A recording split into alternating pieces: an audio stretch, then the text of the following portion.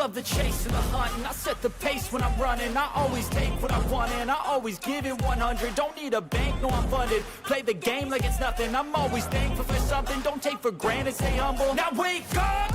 It's time to look at the enemy. Look in the mirror if he is no friend to me. It's not working out, maybe it's the chemistry. It's time to break up so I can make a better me. Better believe in your mind, cause it's everything.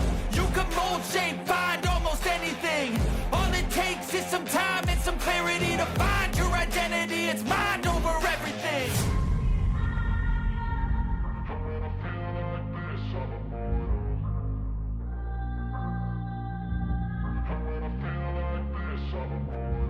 And when I feel like this, I'm immortal. When I feel like this, I'm immortal. When I feel like this, I'm immortal. When I feel like this, I'm immortal. Don't be scared. Just level up. Don't be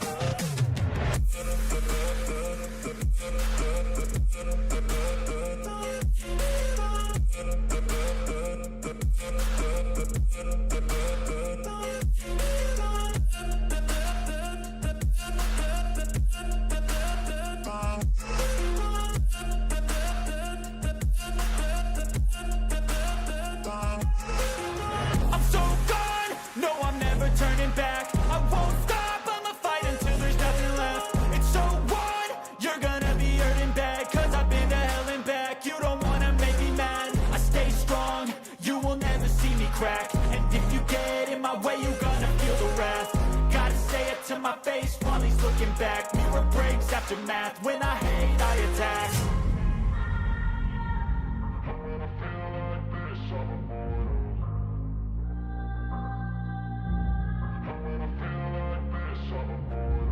And when I feel like this, I'm immortal. When I feel like this, I'm immortal. When I feel like this, I'm immortal. When I feel like this, I'm immortal. Don't be scared. Just level up. Don't be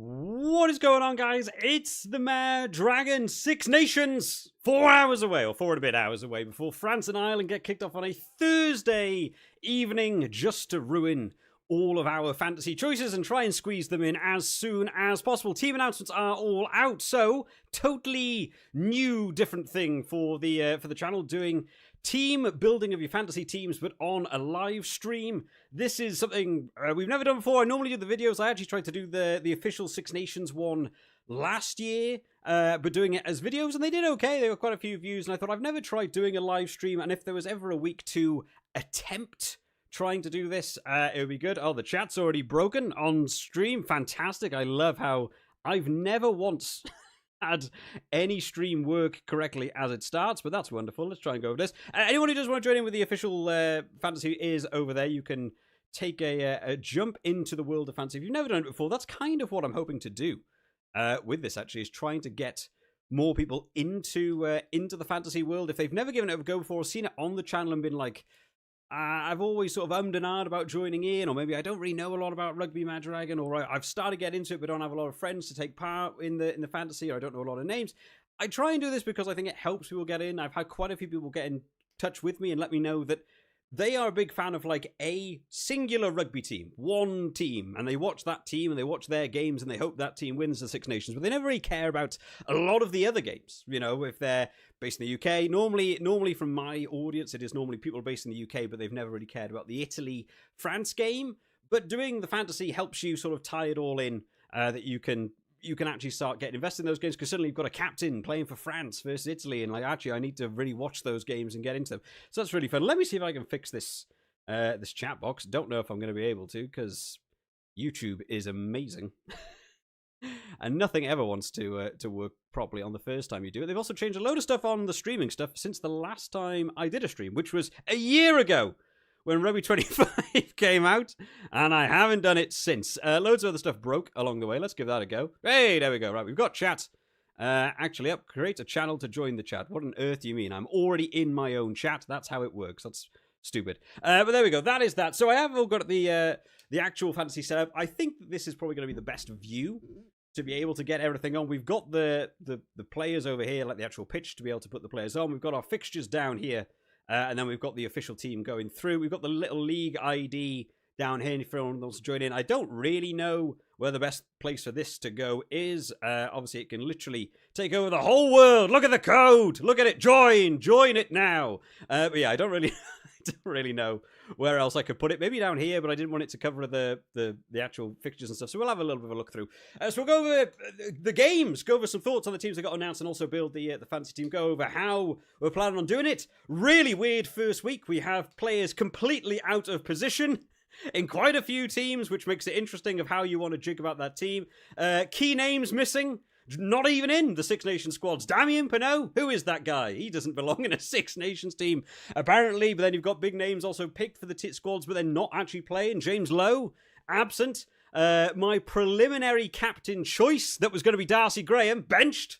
So change there. Not going to be able to work for me and do some changes around. But yeah, this is going to be a fun way to just hopefully get involved with you guys. You can drop it down in the chat as well, and we can have a little bit of chat about thoughts, your own picks as well. Something for me to take into consideration. Maybe I'm wrong. Maybe someone will get injured over the course of me doing this stream. Someone gets injured in training. You can let me know, and we can do that out there.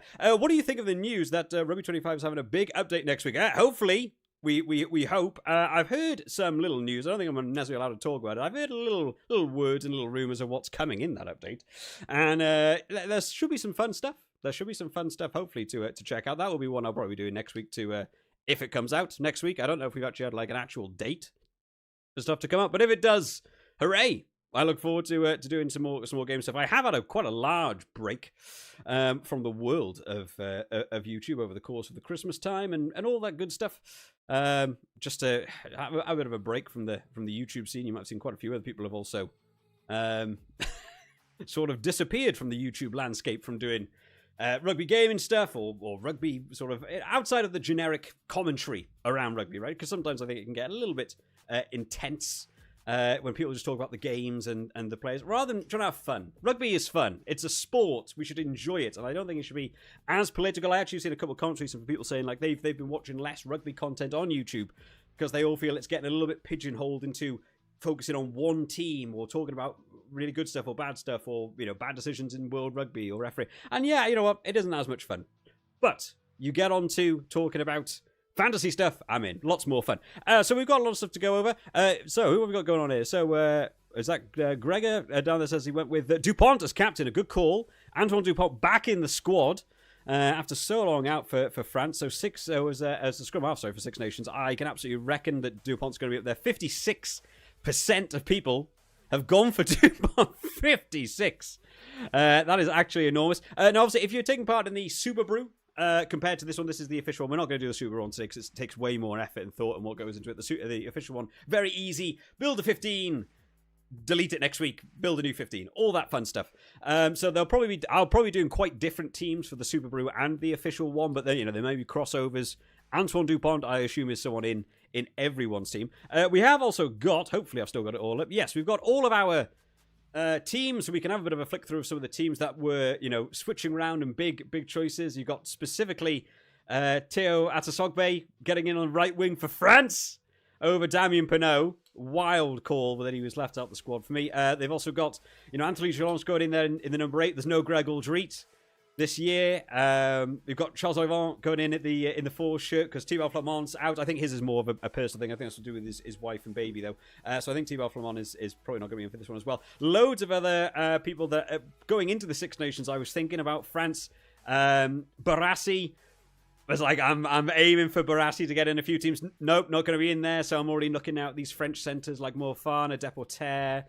Do you go down the French route? Hard first game up against Ireland, which is a tough one to begin with because these are the games where you want to back France right. You know, you want to back France.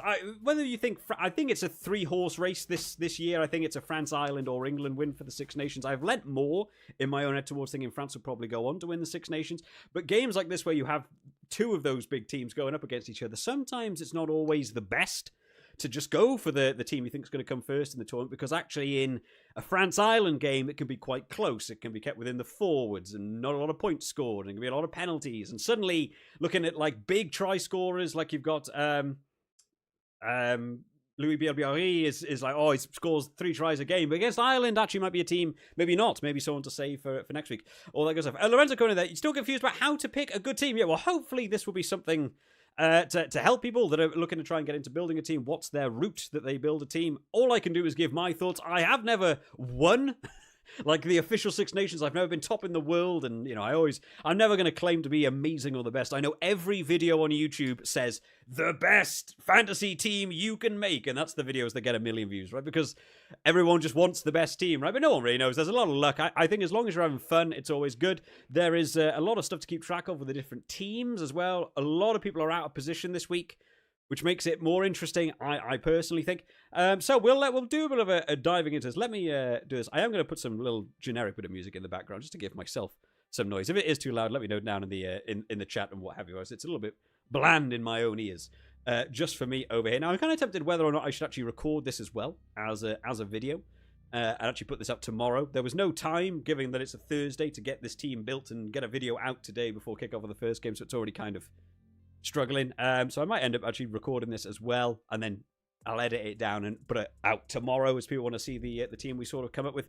I don't really know where people like to start. If you have your own views on where you like to, do people start out in the front row themselves? Do they pick their captains? Do they go for the super sub first? Do you go for kicker? You know, I don't know how people do their own teams. I'll go through how I'm going to do mine. I've got some different you know, views on how I'm going to do this year compared to next year. Lorenzo says, yeah, watch so you can record so we can watch. You know what? We'll do that. We'll do that as one as well.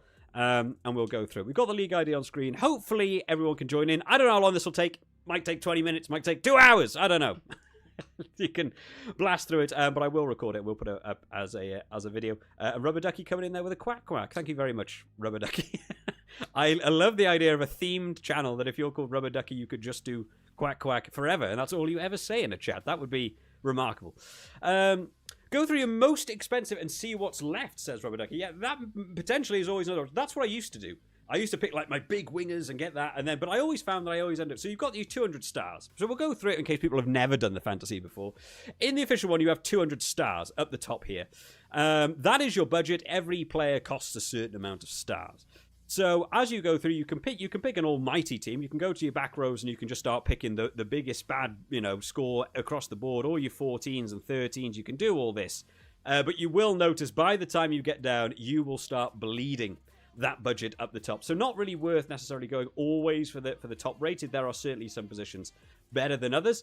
I've got a slightly different view of how I'm going to just start out with this one to begin with. So well, to break down, and we'll go over. Let me hit record on this, and we'll do it as a video as well. And I'll edit that and put it up as a separate thing. So what is going on, guys? It's the MaD Dragon jumping into round 1 of our team building fantasy league. How can we build the best team that has ever been made ever, or will we crash and burn absolutely terribly? We are live streaming at the minute. If you haven't seen it, you can go watch the full live stream on the channel as well. I've shrunk this down to be a video, and going forwards, we'll see whether we do more live streams, whether we just do it as a video itself. We're going to go over building a team, how I go about it, and you can see yourself how we'll make those teams, and whether you think some of those players are good, some of those players are bad. You can let me know down in the comments section if you think you would have made some much better choices than me, which is great in hindsight, because by the time you see this video, game 1 will probably have already been done. So let's start out this one for the first round 1, which I'm going to mix it up a little bit.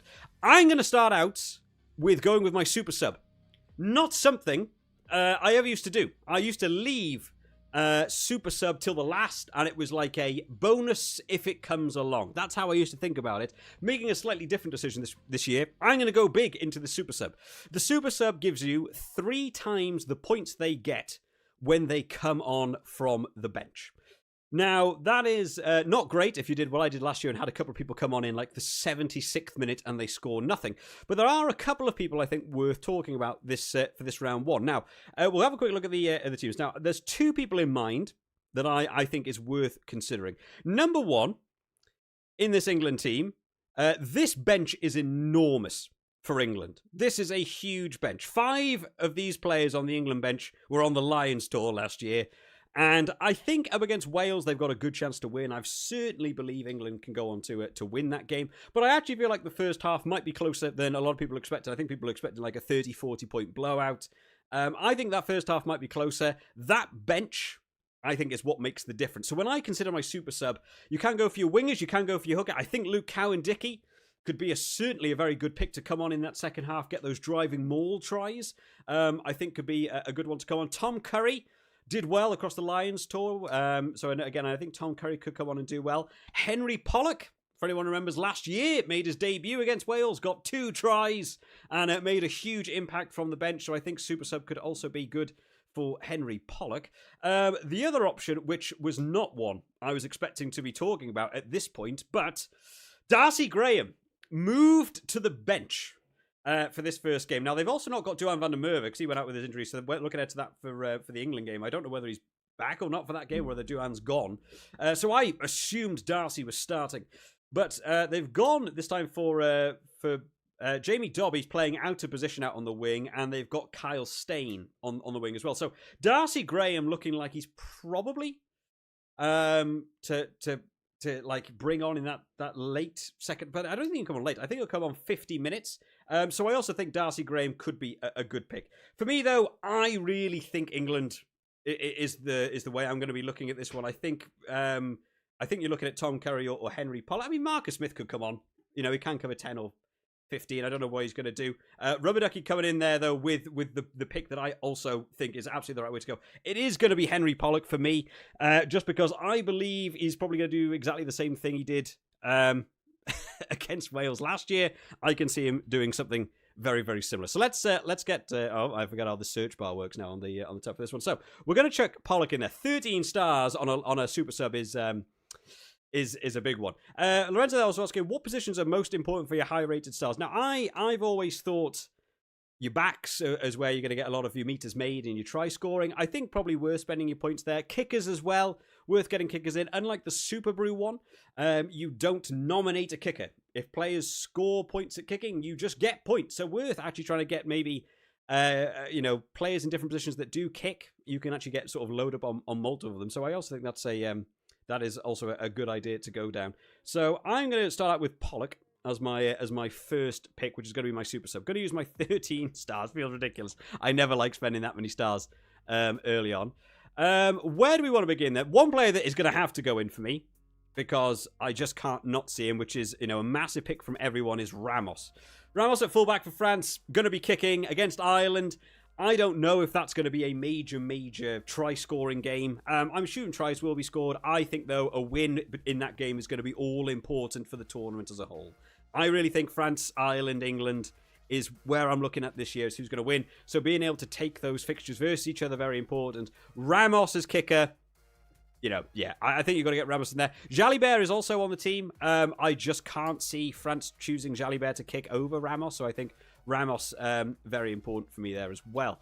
So we've got a couple of other positions to talk about then in terms of players moving around position. Dobby's moved out onto the wing, so that was one I also considered. I don't know who is where in the official one. I've had a look at the Superbru one.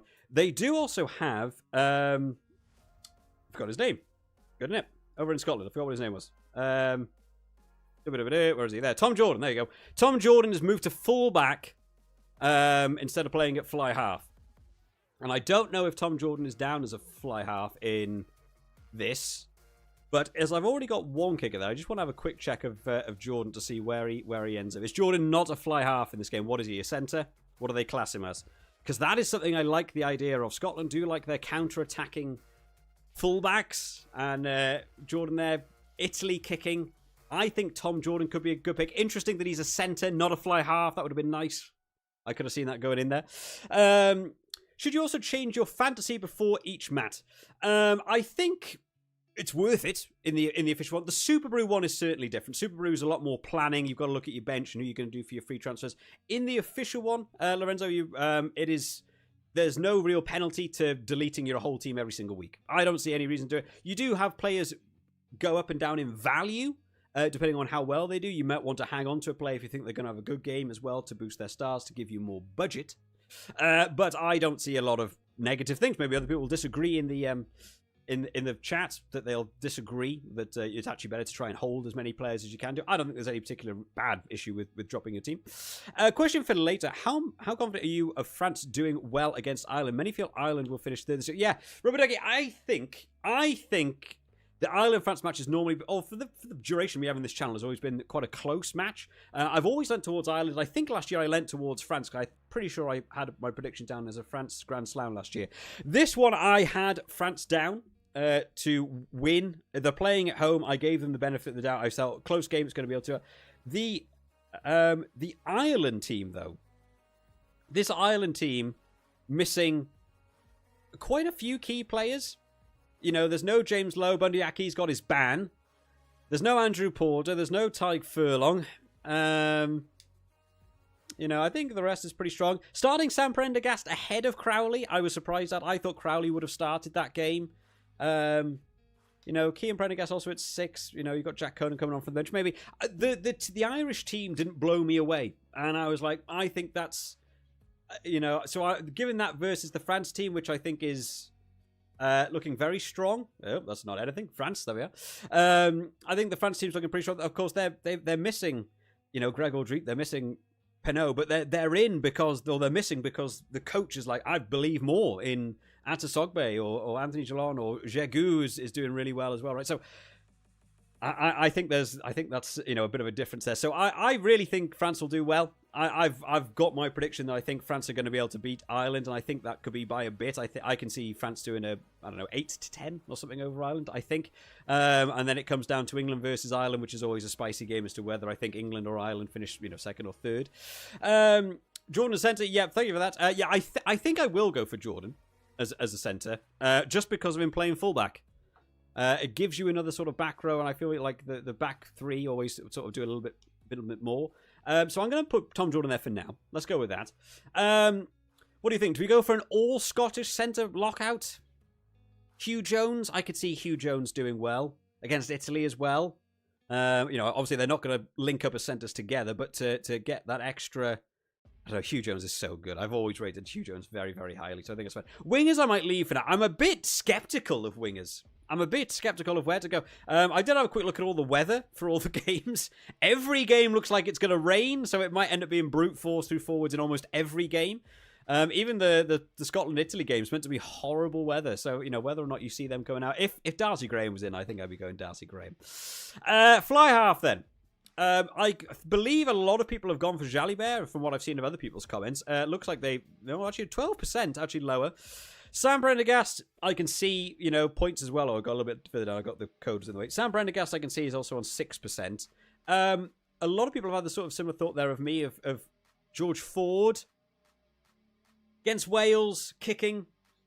I think that George Ford is certainly going to be a one there to get your kicking points as well. Marcus Smith will come on, you know, later on. Whether he takes over kicking duties, whether he comes on at 10 or 15, I don't know, which is why, again, I think Marcus Smith might be one to have a look at for your super sub, if you know, if you're considering those different options, because he can come on at 10 or 15, and depending on how the game is going, we've seen key players get lynched off before, or, you know, Freddie Stewart's playing fullback for England. I could see him getting taken off if his high ball is happening to not go well. He did have one game last year that he had a really bad game under the high ball, which is like his main bread and butter, and he got taken off. So I think you could have Marcus Smith there as well, but I'm going to go for George Ford, I think, at my fly half position.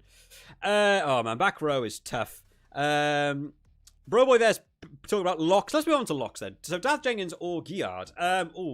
Dav Jenkins is a hard worker. So Wales players are really interesting, right? Let's go to have a look at the Wales squad. Wales over here. So Wales came out with the team I pretty much expected. I think going through, I did think that Harry Deeves would get in over like McLeod. I thought he would maybe fit in that back row I don't know, I was quite a little bit surprised by that one. It's pretty much the team I expected to go. I know a lot of people are surprised by Ben Thomas. I mean, like, there's other options going in there. I think Ben Thomas is just part of the plan. Reece Zammit backing could be another one. Dav Jenkins, for anyone who's done fantasy stuff before, is actually quite a high-scoring lock. It happens a little bit because Wales have been on the back foot in the Six Nations, so tackles made is big. Jackling is big. Its defensive work is really good, which for locks can be a good one. Guillard, I have to say, I do like from France as well, and I can see that being there. I think you could even go for both. Tyke Byrne is another one. For Ireland is always big. Itoje's benched, so I'm quite surprised. 8% still gone for there. I think Tyke Byrne's a good way to go. I do like Guillard. I'm personally tempted towards... Oh, actually, Dav Jenkins is 12 stars. Wow. Oh, wow. I didn't actually realize he would be that expensive. But now I feel like Guillard could go in. I'm not going to do the position thing. I know last year I did like, your shirt number as well. I feel like you just screwed. You can't do that. So I feel like I'm not going to do the shirt number one. I'll just put people in the positions they are actually in. Question from Lorenzo. Why choose people who won't play today's match? Why choose people for next game's teams? Still new to this. I wouldn't recommend that for the official one by any means. For Superbru, you can do that one. It's good to put people on the bench who aren't playing this week if you believe they're going to play next week. So you take Ireland, for example, up against Italy this week. They might think we don't... Oh, sorry. No, actually, that's a terrible example because Ireland are playing France and James Lowe's not playing. My example was going to be Ireland not playing James Lowe this week.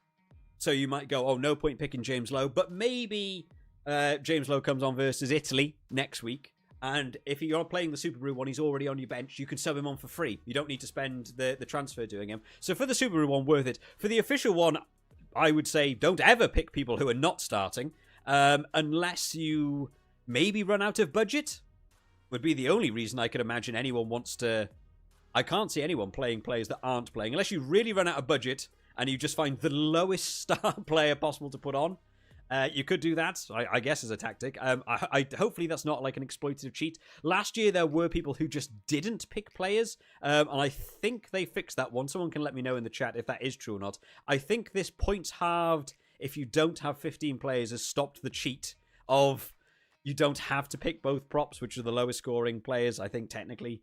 Across it, so that was a way people cheated last year, so I think you can do that as well. So we've gone for Guillard there at the lock. Who else do we fancy? I've only got one England player in for now. I actually don't. What was it's the maximum players? I think it's 4 we can have, right? In this one, I'm pretty sure it's maximum 4 players per one. I set up the league, so I should really know, shouldn't I? Does it say how many we can have for each one? Win the prizes? No, we don't care about that. I'm pretty sure it's 4 in the official one.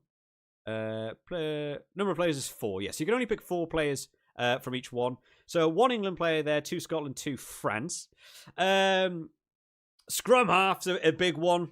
Where do people think for scrum half? Let's go to scrum half. This is what I do, by the way. When I do my teams, this is how much I jump around. And I know it'll annoy some people. That is how my brain works. I can't just sit down and just do all the ones. So scrum half, Antoine Dupont. An absolute monster at the game. Worth looking at, especially if you're going to go with him for every single team. 56% of people already picking Antoine Dupont. Absolutely not surprising. I think Alex Mitchell could also be a bit of a spicier pick for this week. Because going up against Wales, I think it's one of the few games where Alex Mitchell has the opportunity to really explode, look for those tries himself, the pick up and goes. The Wales defence can leave holes, and not a lot of people picking him. Whereas France going up against Ireland... can sometimes be a tighter defence, so sometimes it might be worth looking elsewhere. Dobby's out of position this week. He's only on 4%, so could be a good one. Outside of that, I'm not really looking at anyone else. Who's people generically... I'm going to put in place for now Dupont. We might swap it around as we go on through the budget. The budget's going to start to bleed out slowly. Hooker is Dan Sheehan, who is just a phenomenal, probably the best Northern Hemisphere hooker in the world. So I feel like Dan Sheehan is in there. Although I don't see them beating France, Dan Sheehan just ends up on the wing half the game anyway and runs down the wing and scores tries or driving more tries. So I feel like Dan Sheehan's a very good one. Again, I'm using big stars here. Always risky to go down there. I'm just trying to fill in the positions that I kind of see. Props I tend to leave till last. because I don't know. I've never really been blown away by the props. Back row is going to be important. Back row. Typically, from what I have seen in the official Six Nations one, number 8s outperform everyone else, which is just how it goes. From probably the way number 8s play, where they can end up being kick receivers and they charge up, whether it's on the kickoff or on dropouts and stuff. They make a lot more meters made. They're at the back of the scrums. They pick up from the back of the scrum and run. So meters made can get on there. They also get over for tries. I always think Ben Earl is a monster. I absolutely destroyed Giard there. So I think Ben Earl worthy of getting in there, but also again massive stars. I'm gonna have to rejig. But as I was saying, a lot of knowledge needed for this. It's not really. I mean, there's enough knowledge that you need to know a bit about the players. It's probably worth having. Again, if you actually have a look through my team, there's probably a very high percentage so far of players. You know, Ben Earl's probably the most picked back row. Dan Sheehan's the most picked hooker. Ramos is the most picked. So you've got the percentage there of who's picking what. I'm also kind of joining in on quite a few of these players. If worse came to worse, you were really like, I'm really out of my knowledge depth on a lot of these teams. Sometimes going for the high percentage one can be a bit of a saving grace for you, especially if it's teams you don't particularly know. You can also go down that route, so you don't have to know an enormous amount. I honestly believe the fantasy is a great way to learn the knowledge. Sometimes you can sit down and just watch a game and you don't take a lot on board, whereas sometimes you can pick some more outlandish players, or players you've never heard of before, and you keep a bit of an eye on them in the fantasy. How do they get on? How do they score week on week? And actually then, in the next round, you begin to boost your own knowledge. So I still recommend jumping in, giving it a go, and trying to put a bit of a team together, and you can sort of gauge how you want the players to move. There is extra levels of knowledge. Knowing players are out of position, like Tom Jordan. Another one, which I didn't mention, but also could be a spicy pick, which I haven't really seen anyone talk about. In your fly half position, another player out of position. Over in Italy, Scotland's always a good game to have a look at. Marine is also out of position, playing out on the wing this week. So if you would thought maybe I'm not expecting my kick takers to get a lot of points, even though I expect they will do.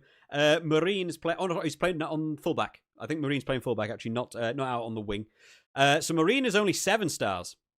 So actually a lower star player. Only 1% of people picking him. So not a lot of people expecting that one. But I'm pretty sure he is in fullback for them. Yes, Leonardo Marine. So goes in at fullback.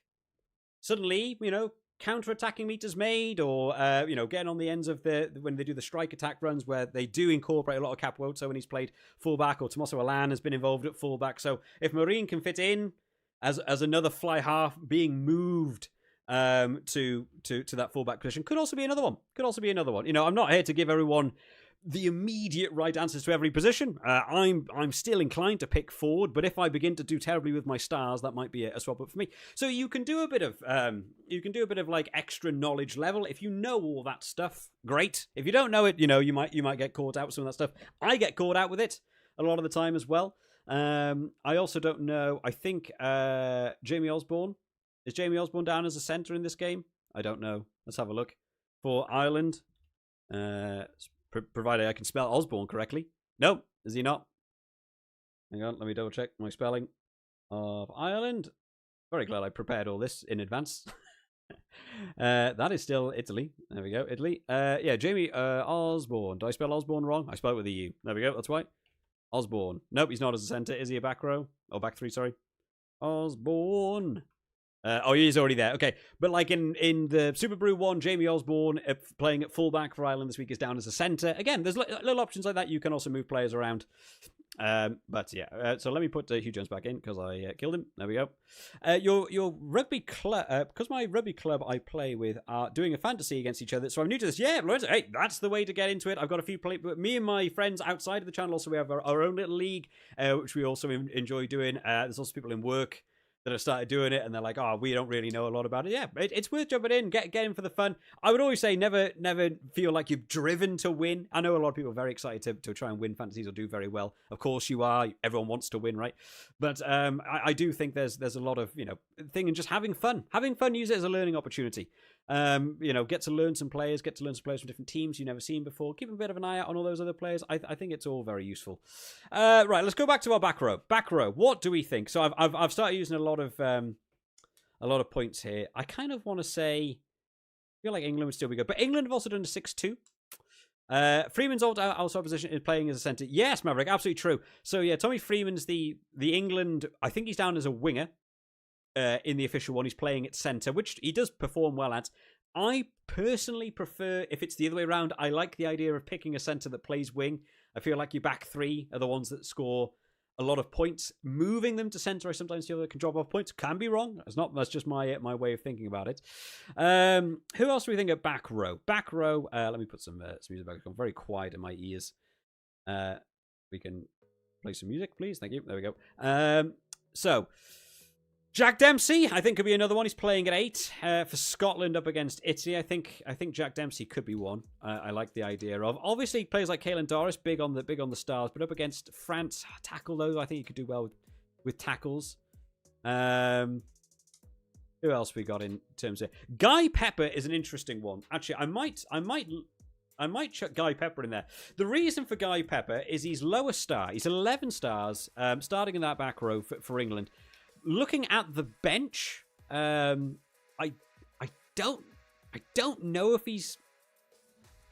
I don't know if they're gonna. He might play a lot of minutes. He might come off, depending on what they do with Pollock and Curry, and putting them on. He might stay on. I might put Pepper in there as a bit of a lower choice as well. He is 11 stars, but then you've also got players like Josh van der Fleer. It's only 1 star more. That could be 1 star. That would also be all my England players. Do I want to do that? Do I want to maybe have an English winger up against Wales? That's also another question I'll move along to as well.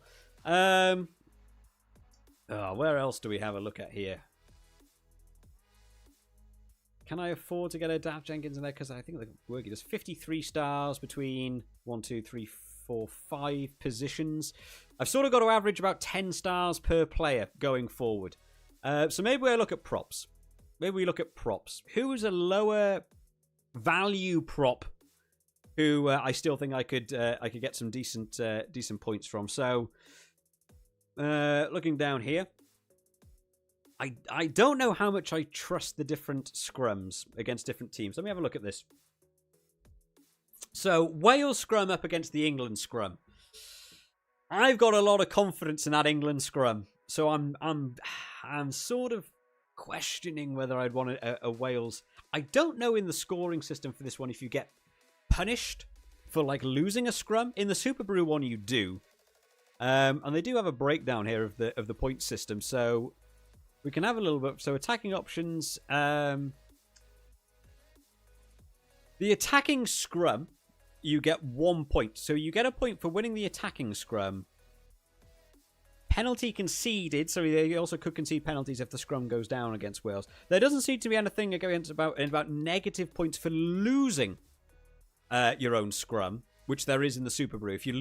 If a team loses their own scrum, you're in trouble. So could be an option for my Wales props, maybe, to go in there, because with only 4 players per team, you really sort of get sort of a bit more open with that. I also quite like the Italian. Who's playing tight head for Italy this week? Ferrari. Ferrari was doing okay for me last year. Actually, I might chuck Ferrari in because he's only 8. That will give me a little bit more leniency with the props. And props I never think score massively well. I might put Ferrari in there. Fischetti is a bigger ball carrier. Will probably score more points, but also cost those 4 stars more. And that's one thing I like to do. I like to jump around with it, make a little bit of a you can build a team and undo it and change it as you chop and change and do everything like that that you want to. Do I have a look at my other prop? What am I working with stars-wise? 45 stars remaining. 4 positions left to fill. So I can now move on to about 11 stars per person. So wingers are expensive. Now, I can imagine a lot of people thinking BLBRA. BLBRA is a great pick, right? For the fantasy. Scores every game. It feels like the boy can't help but score. 15 stars is going to be a big budget blow. Reece Zammit, as much as I'm not going to really stack this squad full of Wales players, Reece Zammit playing fullback Counter-attacking points could be good. Darcy Graham's not starting. Kyle Steyn at 10 against Italy. Scottish winger, maybe. Maybe we go down that route. Atis Sogbe's also 10. So I could finish off my French team in there. But I could also then, do you go for BLBRA? And this is it's getting a little bit tight now. How many fantasy teams can you make? For example, in F1 Fantasy, you can have 3. I actually don't know. I thought it was 1. I thought you can join multiple leagues. You can join as many leagues as you want. I did think it was kind of similar to the Superbru in the way that you make a team and it gets utilized across all of them. I thought it did. If anyone knows any different, drop it down in the chat. Let everyone else know. I did think you create one team and it uses it across all your leagues that you're involved with. You can join as many leagues as you want, though, as far as I'm aware. My other prop I feel like can deserve to lose a couple of points. The 12, 11, 10. Oh, yeah, Roots is not starting either. There was one I kept going for last year. I really like Federico Ruzza from Italy. Scott Cummings might go for another. I feel like I've got 3 Scottish. I might go 1 Scottish, 1 French for my back 3. I feel like they might play more expansively in those games, so it would have to be Kyle Steyn because the other 2 players are playing out of position, right? So I'd have to go Kyle Steyn, and he is 11. Oh, do we go BLBRA? Everyone's picking BLBRA. So do we do that? As Pie Walker comes in there, wondering if super chats are timed out. What do you reckon? So thank you very much for the £5 there, Luke Pie Walker coming in there. Who I timed out before this started. I know Luke Pie Walker. He's been giving me all sorts of sass, determined to beat me in this year's Six Nations. What do you think has a better chance of scoring points, Welsh forwards or backs in the Superbru? The Welsh forwards last year did very well. Like I said, Dav Jenkins was huge, and it's because of the tackles. If you don't have possession, you're the team making the tackles, you're the team making the jackals, you're the team getting involved with trying to secure your scrum, your rucks. You've got to try and take those platforms. Lineouts, I don't know about lineouts. You lose points for losing lineouts? I don't think so. I think you win points for stealing lineouts, right?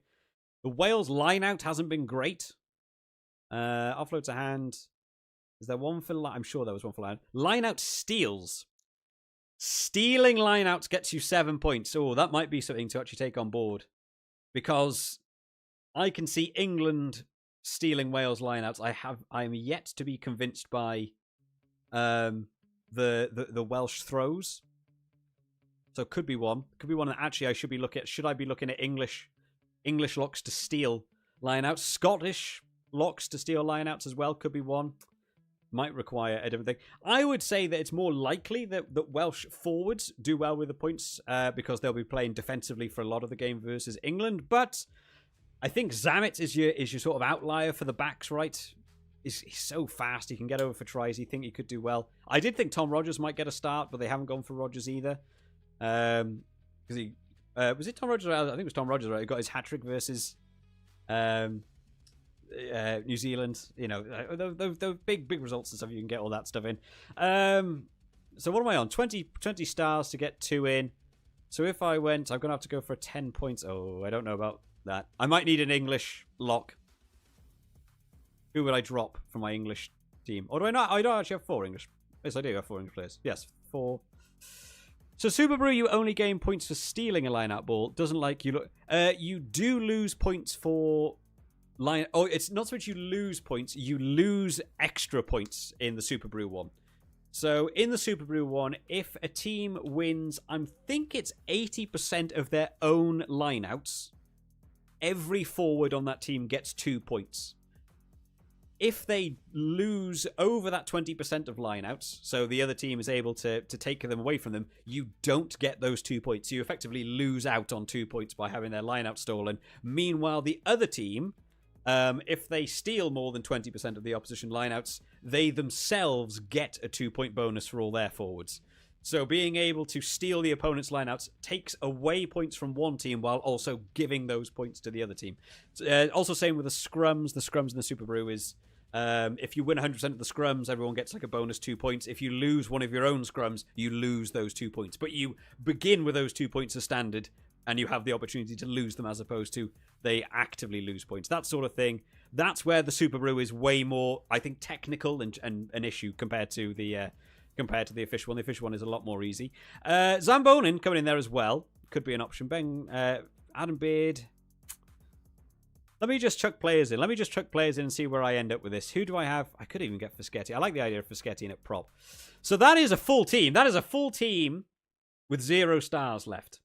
That would be a full squad of what I'd be going for. There's no Wales players there and only 1 Irish. Now, that might seem wild, absolutely wild to get in there. I really think England are going to smash that game.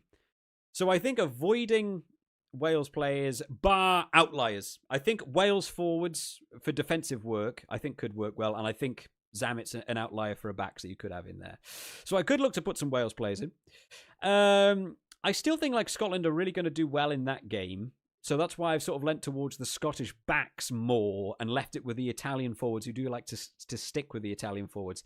And then France versus Ireland, although I have Ireland down in my own head as one of the teams to go on to potentially win the Six Nations between France, Ireland and England, you might think, oh, no, I've just got rid of Dempsey. Although they are a team that I'm favouring to do well, I have only got 1 Irish player, and that's because going up against France, I just see France. I think France are going to do better in that game than people think. I've seen different reports. Some people think that it'll be like a close game or even an Ireland win. And then other people think, oh no, France to really take it. I think seeing the teams, I've put a lot of confidence in that France team. Next week, they go on. Ireland go on to play Italy. And that's where I'll probably be making a shift and doing a lot of Irish players going in. And then beyond then, I think they go on to play England. Yes, they go on to play England. That's going to be a tougher one. They go on to play Wales. Again, I'm probably going to go heavy Irish there. That's where I'm sort of mixing it up. But for this very first game, I'm actually going to go low Irish by the looks of things. Who do we want to swap around? I kind of like Tom Jordan going in there as that fullback instead of another centre. George Ford, I think, will get good kicking points. I am still questioning whether I would want Marine. I think Marine as a fly half is something not many people are doing.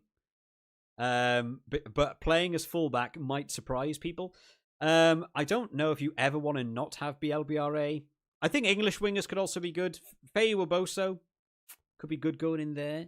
Lorenzo asking, who do I choose as a sub? So far, I've got Pollock. I just really think he came on from the bench last year and got 2 tries. I don't think Wales are going to have a good last 20 minutes, and I think players coming on from the bench for England could be good. I think Pollock, Tom Curry, or Marcus Smith, or Luke Cowan-Dickey even. I think there's a few English players you could look at for that super sub. I certainly think so. Antoine Dupont's taking up a lot of stars. I do wonder whether I want an English lock, because stealing lineouts gets you a lot of points. And someone like Ollie Chess, who would I get rid of though? Because I've got Pollock locked there. I want Ben Earl. I've got to stay with Ford, but I think Marine could be an interesting. Guy Pepper maybe. If Guy Pepper goes there and we had Chesham, because Chesham steals lineouts and he does do it, and he does do well. That would leave me with a back row. Who is available in budget? I think didn't there used to be a thing to say stay in budget? Within my budget. There we go. I like that. That's a good functionality. So Cian Prendergast, I could go for another Irish player. Deeves is coming on from the bench. Oh wow, it does not leave me with a lot in terms of my player. Josh McLeod, only 2% of people going for Josh McLeod. If I could have had an Aaron Wainwright, what is Aaron Wainwright? Probably a lot more than 8. Who does that really leave? Yeah, and none of these players are even playing. It literally leaves me with Prendergast or Deeves. Very interestingly, the Italian, even though I've made that swap there, and actually the Italian back rows are all very expensive. I did think who was playing who's playing number 8 for Italy? Was it Canone? Giuliani Canone, yes. Oh man, again, Lorenzo Canone. He's a big ball carrier for the Italian pack. Could I try and find those stars elsewhere? Do I not have Dupont? Dupont is a points vacuum in my team at the minute, sucking everything up because it's Dupont and he's amazing, and you just If I didn't have DuPont, who would go? If I didn't have DuPont, I would probably go for Dobby. And then I would have to lose a Scotland player.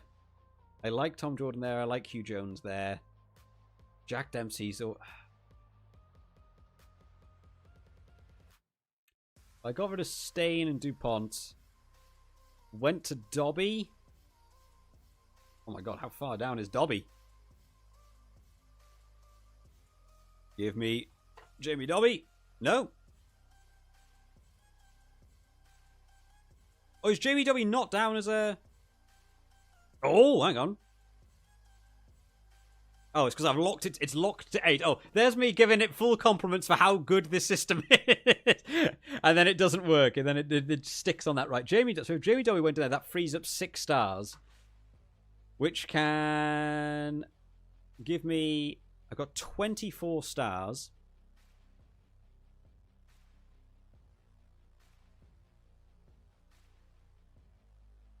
I love how 2 people are called Lorenzo. Like me, yep, hey, there's plenty of Lorenzos in there. Yeah, so why am I locked out of my French players? Ramos, BLBRE, Guillard. I've got 3 French players. I should be allowed 1 more French player, and I have 24 stars, but they're all locked out. Why are they all locked out? Clear my filters. Can we go back, please? Can we work? No? What? Hang on, am I being ridiculous here? I definitely only have 3 French players. Ramos, BLBRE, Guillard. There is no more free space in my team. What do you mean there's no more free space in my... There is! There's 2! There's 2 free space. Oh, I guess not for scrum half. Why can I not pick...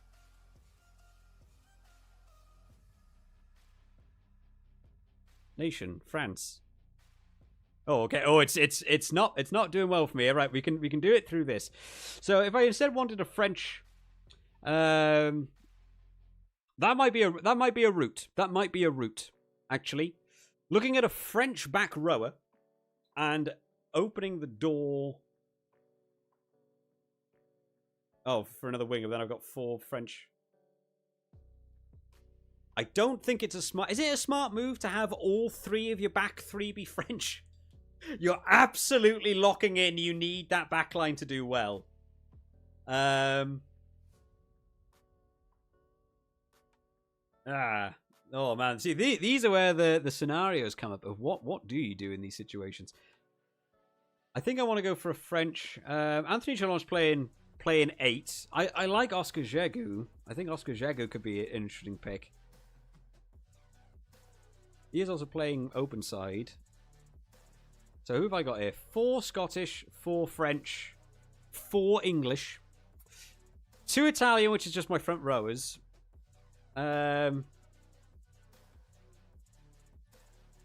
Is it worth having all 3 be French? I don't know if I like that idea. Montione, Lewis Liner could go in there. Marine is playing fullback, so is a fly half, so I've got no other options there. Scotland, I'm now locked out on because of Dobby. Ireland is... Oh, man, there's a lot of low percents in Ireland. People not confident in... Osborne's on 2%. Tommy O'Brien's on 5%. And then Osborne on 2%. People not confident in that Irish back 3 at all. I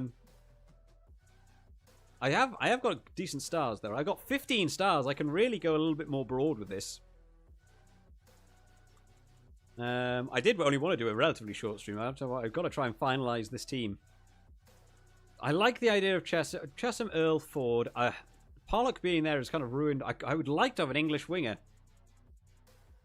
Yeah, Freeman's an option, but Freeman is playing at centre, and I just don't know about him playing at... Maybe he is a big ball carrier, and he would then fill in at centre, and I would...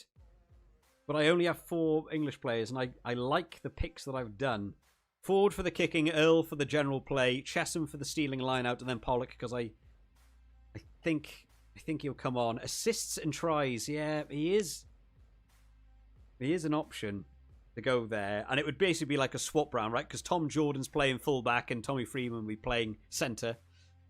Yeah, Streaky says, Manny, yeah, again, it's I'm not having enough English players. Who would I drop? Who would I drop for it? Do I drop Ford and have a different kicker? Is there actually a different fly-off? Hang on. I like the idea of having an English winger up against Wales. There's something about... If I did Faye Waboso, how much is Faye Waboso? 13. And it opens a fly half. Get rid of my England thing. Who's another fly half we think could score good kicking points? Is Sam Prendergast going to score a lot of kicking points? He's certainly going to come off because Jack Crowley's going to come on in that second half. I think early. But against France, do you try and play France? Or do you just keep taking those 3 points? Maybe Sam Prendergast, just because he's going to kick a lot of points, could be an option. Garbisi, they lean into heavily. In Italy, when opportunities come, they've understood now taking the points can be useful. Garbisi is actually Garbisi is the most expensive kicker, so I assume Garbisi did very well in the point scoring last year to be that high rated. They've also got no Tommy Allen, so no one else to take kicking duty.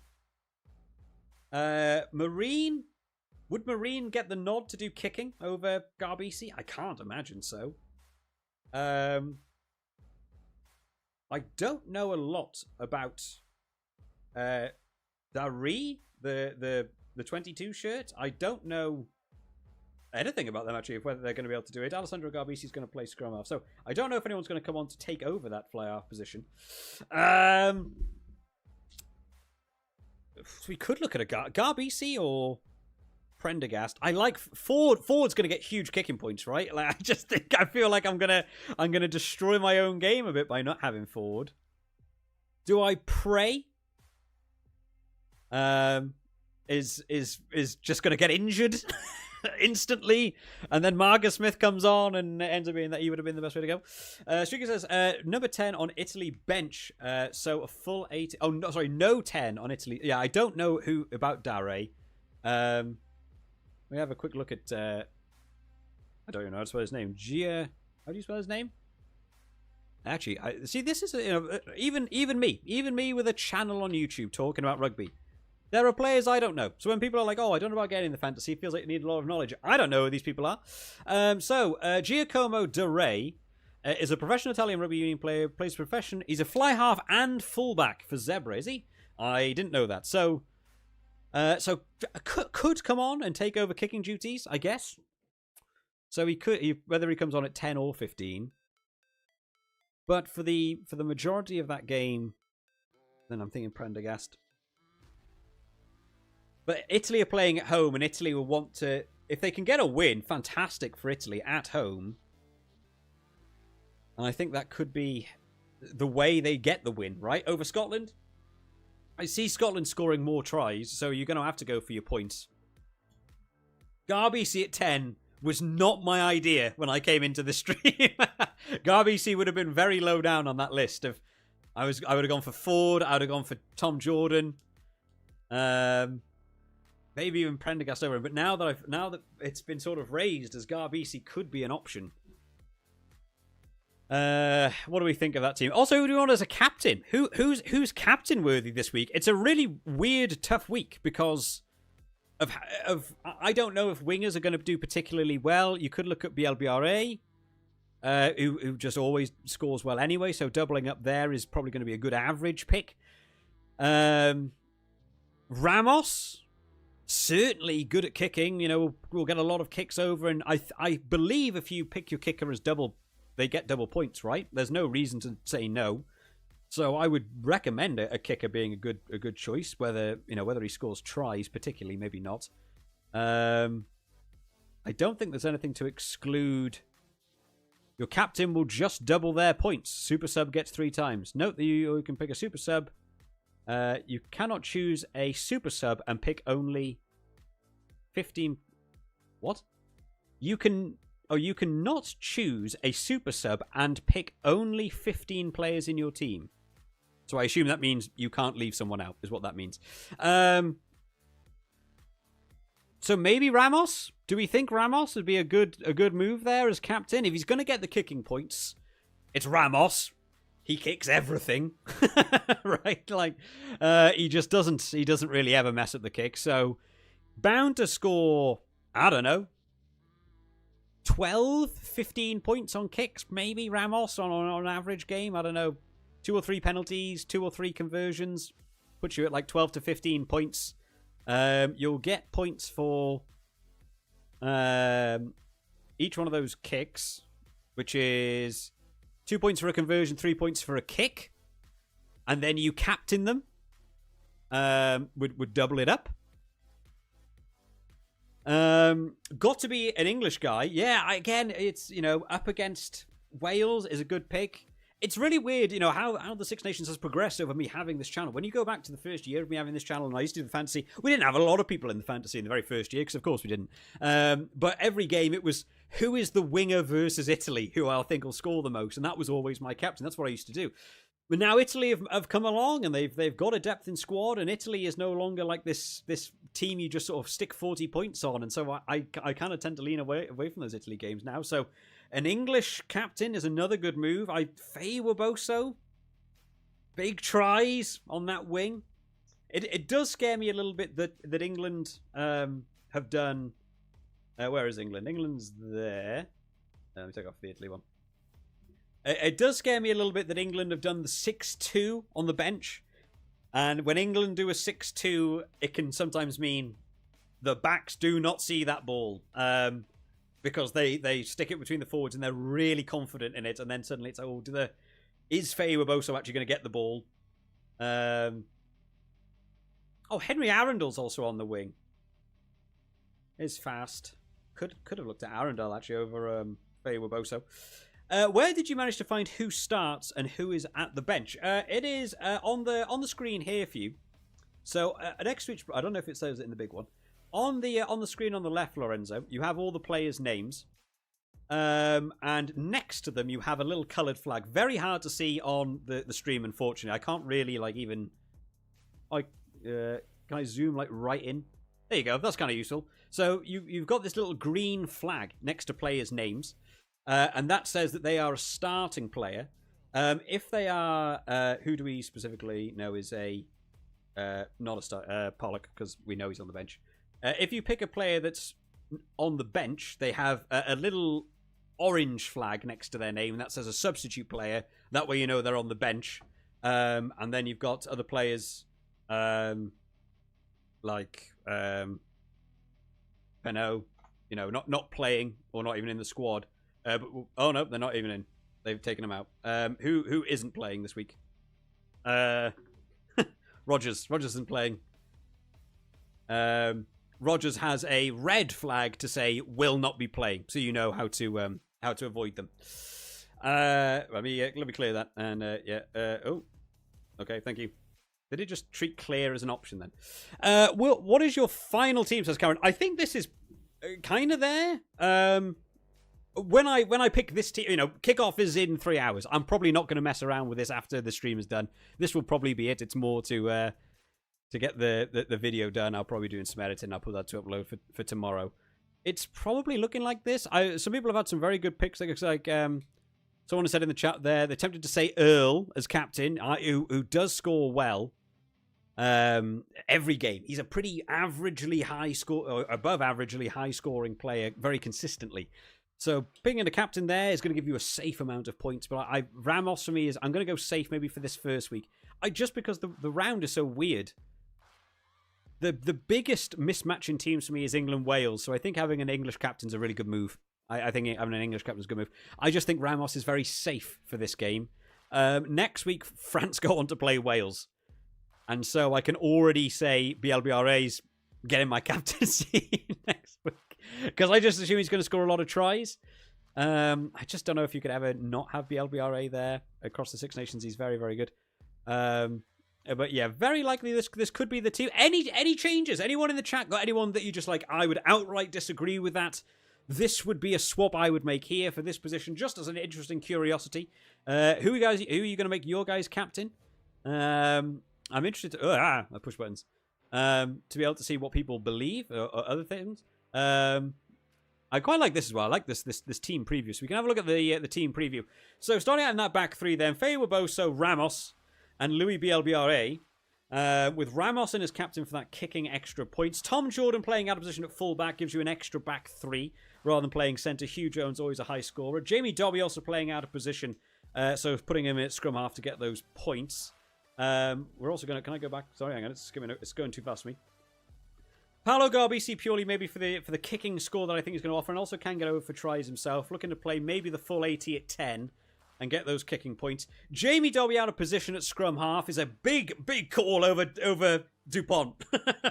That is one I can see a lot of people disagreeing with, but hopefully playing out of position will get a good chance at the game. I'm very worried we'll get subbed off, and that will go very, very wrong. As someone in the chat immediately puts no Dupont. Yes, big risk. Jamie Dobby playing not actually in scrum half this week and playing in the back three. Sort of gives you another back three player, and I'm wondering whether Dupont's going to have quite the game against Ireland that I expect him to have against other teams.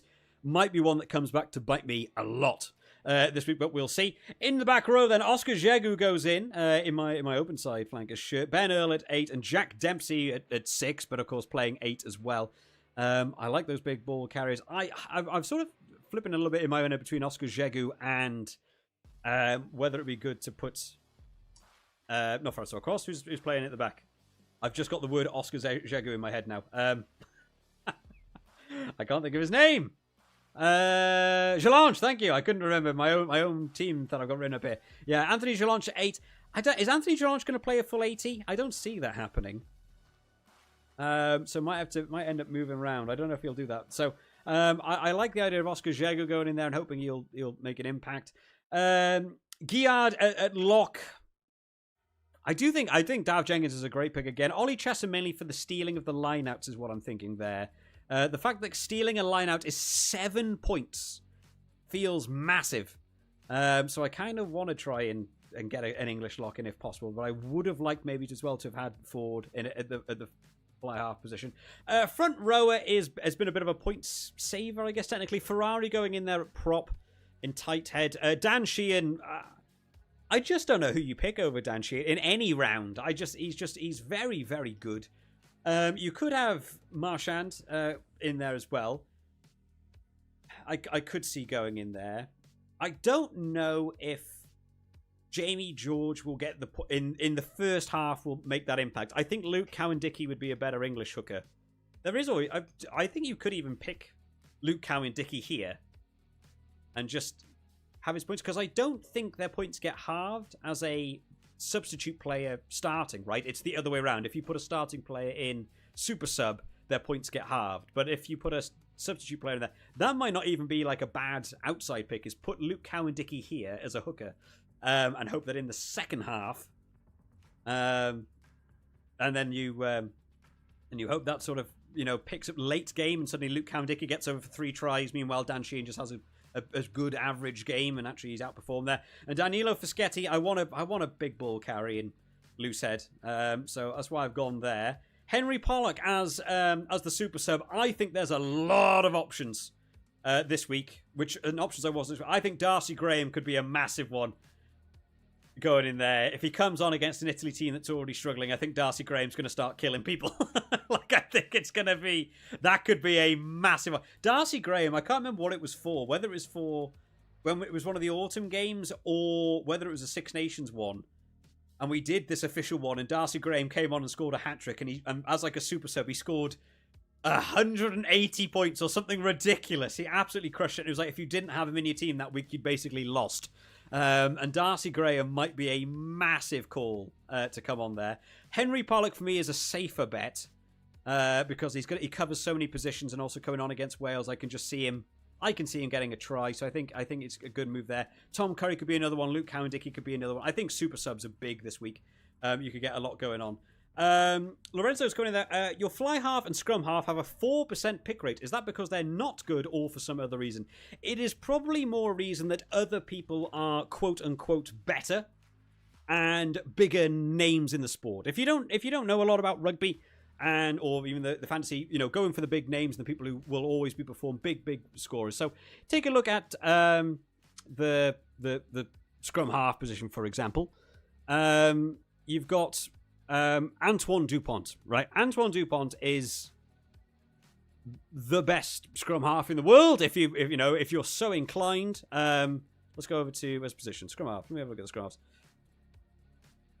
It doesn't need to be within budget. I don't really care about the budget. Please go away. So you've got a lot of it. So like everyone's picking Antoine Dupont because Antoine Dupont is regarded as the best scrum half in the world. So makes sense to have him there and plays very, very well, because of it. You don't get to that, that sort of nominal, name that you put on yourself if you're not good. He will go on. He can score tries, try assists. If you're favouring France to beat Ireland, try assists from a scrum half, from a ruck, really good because it's one pass onto a crashing forward try. You get a try assist. So if you believe in that France are going to do well, not only is Dupont going to make good running meters, he can also get good try assists. He can also score tries himself. He's very good at scoring tries, but also has had time playing at fly half. So if everything goes completely wrong for France, he might end up doing the kicks. So Dupont is a very, very good pick. I would recommend him as probably the main pick for your scrum half. For a lot of people, hence why he's 50% of people. My reasoning purely is, one is budget, actually, because budget I'm left with 2 stars and couldn't even afford him if I dropped him out because I've made changes elsewhere. But also against Ireland, who are a larger, very strong defensive team, I personally am wondering whether Dupont is going to be able to do the things that make him so good as frequent against Ireland, compared to if they were playing against Wales or Italy, where Dupont will probably flourish and will probably do very, very well.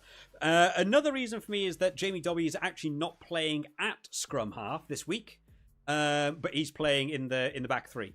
So Scotland have made a big call there, moving him around, but basically it gives me an option of a new back three to have there, maybe to get a try, maybe to get some good running meters in a position where scrum halves don't score a massive amount of points anyway. But, maybe a bit more of a finite idea. Certainly not safe by any means. It's almost its own risk to go in there.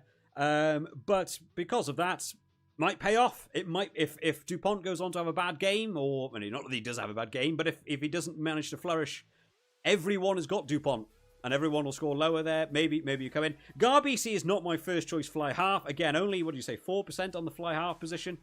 And I think that's fair. I do think a better option, if you had it built into your team, I think George Ford is a better option there for your kicking. I think England is going to score well, and therefore I think Ford can do well there. I'm leaning more into that Faye Webosa will score tries and Henry Pollock will come on from the bench. I think Ford's a good pick there. Finn Russell could be a good pick there as well, versus Italy.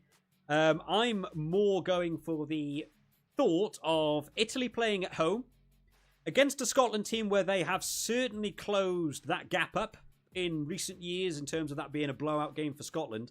Italy playing at home might think they could start out a really strong Six Nations. And while I don't think Italy will win necessarily, I don't think Italy can outplay Scotland and outscore them with tries. I think the better option for Italy to do is go for the penalties. Go for those 3 points at all available outcomes and tip away those 3 points on the scoreboard. You keep ticking on and on and on and on. If you can score 5 or 6 penalties, that's 18 points. Ooh, big. So I can see Italy leaning into penalties more, whereas England might say, well, we've got a penalty in the Wales half, kick to the corner. Driving more, try Luke Cowan-Dickie, and then you've got a harder conversion. Maybe Ford scored less. Again, big risk. That's not a safe team. What I put here is not a safe team, nor is it the best team, most likely. But that's the reasoning, and that's why I like doing this, because it's a bit of fun. It's something different. You don't have to follow the trends, but if you are newer to the game, you're newer to rugby as a whole, and you just want to get in and learn a little bit, sometimes it's much safer. A much safer option here is Dupont. And probably going for a George Ford there, or even most fly halves will probably do quite well, right? Finn Russell. The only one I might say to avoid, personal opinion, would be Jalibert. I think Jalibert is going to be a good player at 10, but purely because he's not kicking, is why I'm thinking I'm not sure about that one. Ramos as well as captain is very, very safe. Cameron's going in there. So you've gone for Werboso, Arundel, Jordan Jones, Ramos. So you've got your back three there. So Jones, Jordan is going to be your centre. Russell Dupont, Gelanche, Earl Dempsey. You've gone for the 3 number 8s. Always a good move. Jenkins and Ty Burn. That's a good lockout. That's a good lock team, to be fair, in terms of the points from what I've seen in previous years. Loftman, Sheehan, Smith, Pollock, a super sub with Werboso as captain. That could be a good move. I think that sounds like a good team. I don't know who have you got as. Jordan and Jones. You've gone for the same partnership as me in that centre. I think that sounds like a good team, Cameron. To me, honestly, a lot of this can come down to luck as well. You've got little bits of knowledge with your teams and stuff. If you know a lot about rugby, you can really dive into the depths. I know there are lots of channels on YouTube. There's lots of very good channels on YouTube that do spreadsheets, breakdowns, points analysis, and they dive deep into it. I've never been one of those people because for me the fantasy is fun. It's a game. I like the idea of sitting down and doing these sorts of things. If I wasn't doing this live stream, I'd be doing this exact thing now, just me on my own. I just wouldn't be talking to myself into a microphone, and I would just sit down and pick a team, and I would. There's a bit of methodology to it. There's a bit of logic of moving players out of position and trying getting the maximum out of them.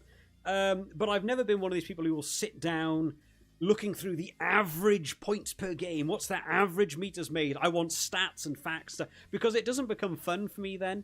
But I can see if you're new to the game and just want to get on a bit of a roll and getting used to the players and picking above average players and getting a good standard team in place, I think it's a good move. I quite like picking some rogue options and seeing if it pays off. Normally it doesn't. Normally picking an Antoine Dupont is the much better option. So you guys can go with that. A lot of people are going for Deporter. Did you consider that? Yeah, Deporter is. I did say right at the very start of the stream, if Barassi was in, I think I would have really looked for that French centre combo. But there was no Barassi. Moefana I've never really got as the French centre. So Moefana is not really one. Deporter is one. I think outside of this option, what I would have done had Tom Jordan not been called a centre in the official fantasy, it could have been Deporter there. And Jordan, if he was a fly half, might have been my fly half to give me that extra back three. Maybe not add Jordan at all. Deporter would have been there with Hugh Jones. I certainly think if you're looking at your outside centres, Deporter and Hugh Jones are probably the two best centres to go for. I don't know. Ringrose is playing and could do well. Tommy Freeman is at 13 for England, but obviously you'd have to use one of your back three. So you could use Freeman there.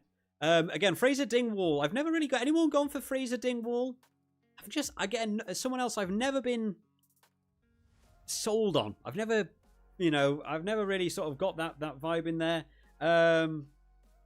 Menoncello, if you want. In fact, I think Menoncello might actually cost a lot. Let me have a look at how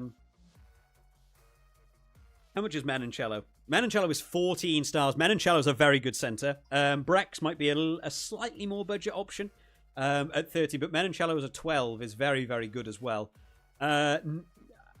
Against Scotland, maybe against Scotland. Again, for that one, for a Menoncello pick, maybe not Ireland. Menoncello could be coming in for me against Wales. Where's that? Oh, it's the final game. I could be seeing a Menoncello getting into my team. Luke Walker says, luck really helps. Some years is what gets you over your competitors in the fantasy. Yes, just a little bit. Sometimes you can win by as little as half a point or 1 point, and it can come down to that luck, and then you get to ride that forever as a benefit, right, Luke Walker? That's what we get. Luke Walker is someone who goes into my in our little friendship group fantasy outside of the channel, and determined to beat me this year for the first time. He's really hoping he can get in there, but unlikely, but he's got to follow. 1 year, eventually. 1 year, I'll let him win. Be nice for me. Right. So, am I confident in that team? The only position I'm not confident in from here, I like most of these, is Garbisi. That feels like I've ended up doing a very. I don't even know what to call that. It's not a budget option as well. He's the most expensive fly half. That doesn't feel like I've necessarily made like a good or bad choice there. I don't know what that is. That is sort of like I've been left with a lesser option. What's your league number? Says Carrot. It is down in the bottom. I've got a whole thing. Boom! Look at this. I was prepared. I actually thought more people would ask. I thought more people would ask today and be like, "What is the league number?" So I'll keep it on screen. That is the league number 104921. Should be open for everyone to be able to join in. We had so many people last year. I had to get in contact with the Six Nations and actually ask them to extend the league because we had so many people join. And I believe the league is the same. Does anyone know as well how to see how many people are in our league? I really dislike their UI for the leagues. List of leagues. Where's my league? Yeah, this one. Can I go into this one? I still have Bears Gamer's one as well. Bears Gamer is like retired from YouTube. We miss you, Bears. But he still has his league. I don't know if it's still going on. Why can I not look at this? Rankings in there. Right. This is my league. Does anyone know how to see how many people are actually in this? Because I have no idea. But you can scroll a long way. But I think it shows me the top 100. I don't know where it says the overall number of like how many people you have in. I can create a league per round. It doesn't say anywhere like how many people are in it. As far as I'm aware, it's still open. Do let me know, Cameron, if you can't join.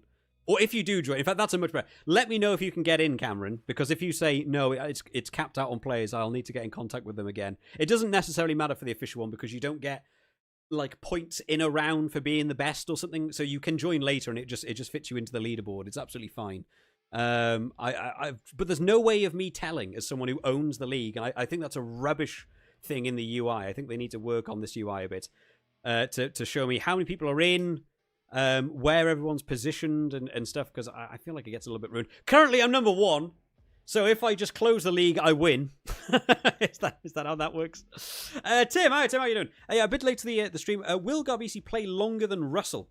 That's why I think I might pick Russell. Oh, that's an interesting point. Yeah, could be playing longer than Russell or not. Scotland will win. I need a crystal ball, says Tim. Yeah, right. Cameron's got in. Great. So it looks like the league is open. So for oops, I pressed the wrong button there. Hang on, there we go. Oh, I've broken something on my end. There we go. We managed to get that working. So people in the chat are still joining. So sounds like the league is open. You can join the league on the with the league code 104921. It doesn't matter if you're late to joining the league if the Six Nations is already kicked off by the time you see this video, because you can join in and it will just slot you into the leaderboard depending on what you got. You didn't have to be in from round 1. So sounds like everyone is in and good. In terms of will he play longer? I did say it earlier on. I don't know a lot about where's Italy? Down there in the 22 shirt. I don't know a lot about Giacomo De Re. Not a name I know. Plays over at Zebre. Apparently can play fly half or fullback. So where will he come on? Lorenzo Parni's, I assume, coming. I don't know if Montiuani ever really plays the full game anymore. I feel like Montiuani slows down by the end of the full 80 at international level. So Lorenzo Parni might either come on at fullback or wing. Yeah, do we think, is Garbisi... Oh, hang on. Tim's raised a very interesting point here. Is Garbisi playing that full game? Because Marine can play fly half, so could slot to 10 if Lorenzo Parni came on. And then Giacomo De Re also plays fly half or fullback. So I'm now questioning myself. Tim has actually raised the point in favor of Garbisi, but I'm now questioning it. Actually, will he come off because they've got 2 other people who can play fly half? I don't know. Actually, that's an interesting question. I'm gonna back Garbisi. I want to back my Italian boys. I want to hope Italy can do something. Tim has said the same. Tim has said the game is close. Garbisi isn't coming off. Yeah, I think that's probably true. I think he also scores tries though. You know, Garbisi also can play that first receiver, and he does run over for tries, and he will get involved in the try assists. He does choose good passes. I'm tempted to lean towards Garbisi. You know what? I enjoy the risk. I enjoy the fun of it. So for one final time, then I'll end the stream in a minute. We'll end the stream with we'll take a look at the final team preview. This is what we're going with for round one of the Six Nations. This is how it stands at the minute. I'm probably not going to be changing it, and if you're seeing this video post game one, I've certainly not changed it anyway. So starting out then with that back three.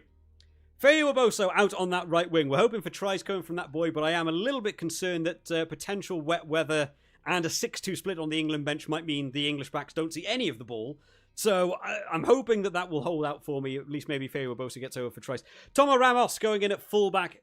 Kicking phenomenon, but also getting involved in that attacking action from them. I believe it's also raining over in Paris all throughout that game as well. So the backs might not be able to unleash, but...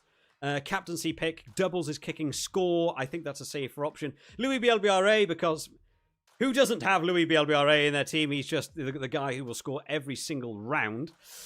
Tom Jordan going in then at centre alongside of Hugh Jones. Hugh Jones because he's a great outside centre going up against Italy, and they can find those gaps maybe in that midfield. I can see Hugh Jones getting over for tries. Tom Jordan, although picked as a centre, is playing at fullback for Scotland. And so it gives me an extra back three player. And I'm just hoping maybe those counter-attacking meters from Tom Jordan, who in the past certainly holds onto the ball longer than I would like him to on those counter-attacking runs. I'm hoping maybe gets me some more meters made and what have you there. Jamie Dobby and Paolo Garbisi, the biggest roll of the dice probably in my entire team. The halfback partnership that doesn't, probably not the first choice for a lot of people. I can see a lot of people there going for a DuPont alongside of probably George Ford would have been my main choice of the two going in there before I started this. But Jamie Dobby again playing out of position just maybe gives me that extra chance to get some points over DuPont, who I still expect to score very, very well. Paolo Garbisi for the kicking option for Italy. If they look to win that game, it'll be through the boot of Paolo Garbisi. That might come back to bite me a lot if it ends up being that they don't score points and it ends up being a 20-0 game and Paolo Garbisi doesn't kick points. That one might be my big linchpin in this game, but that's the risk I'm willing to take. Back row, sorry. Back row. Oscar Jegu going in that open side flanker position. Ben Earl at number 8 for just that pure consistency. Jack Dempsey at 8. Always a big ball carrier and expecting big meters from the two number 8s being made for me there. In the lock department, Ollie Chatham in, hopefully going to be stealing those the Welsh lineouts, because the Welsh lineout is an area I still think they haven't quite got down. A lot of points involved with stealing the lineout, so Ollie Chatham. Michael Guillard going in there as well. I really like Guillard as a lock. I think there's other options to go for there. Ty Burner, Dav Jenkins, I think could be a big move for the lock department.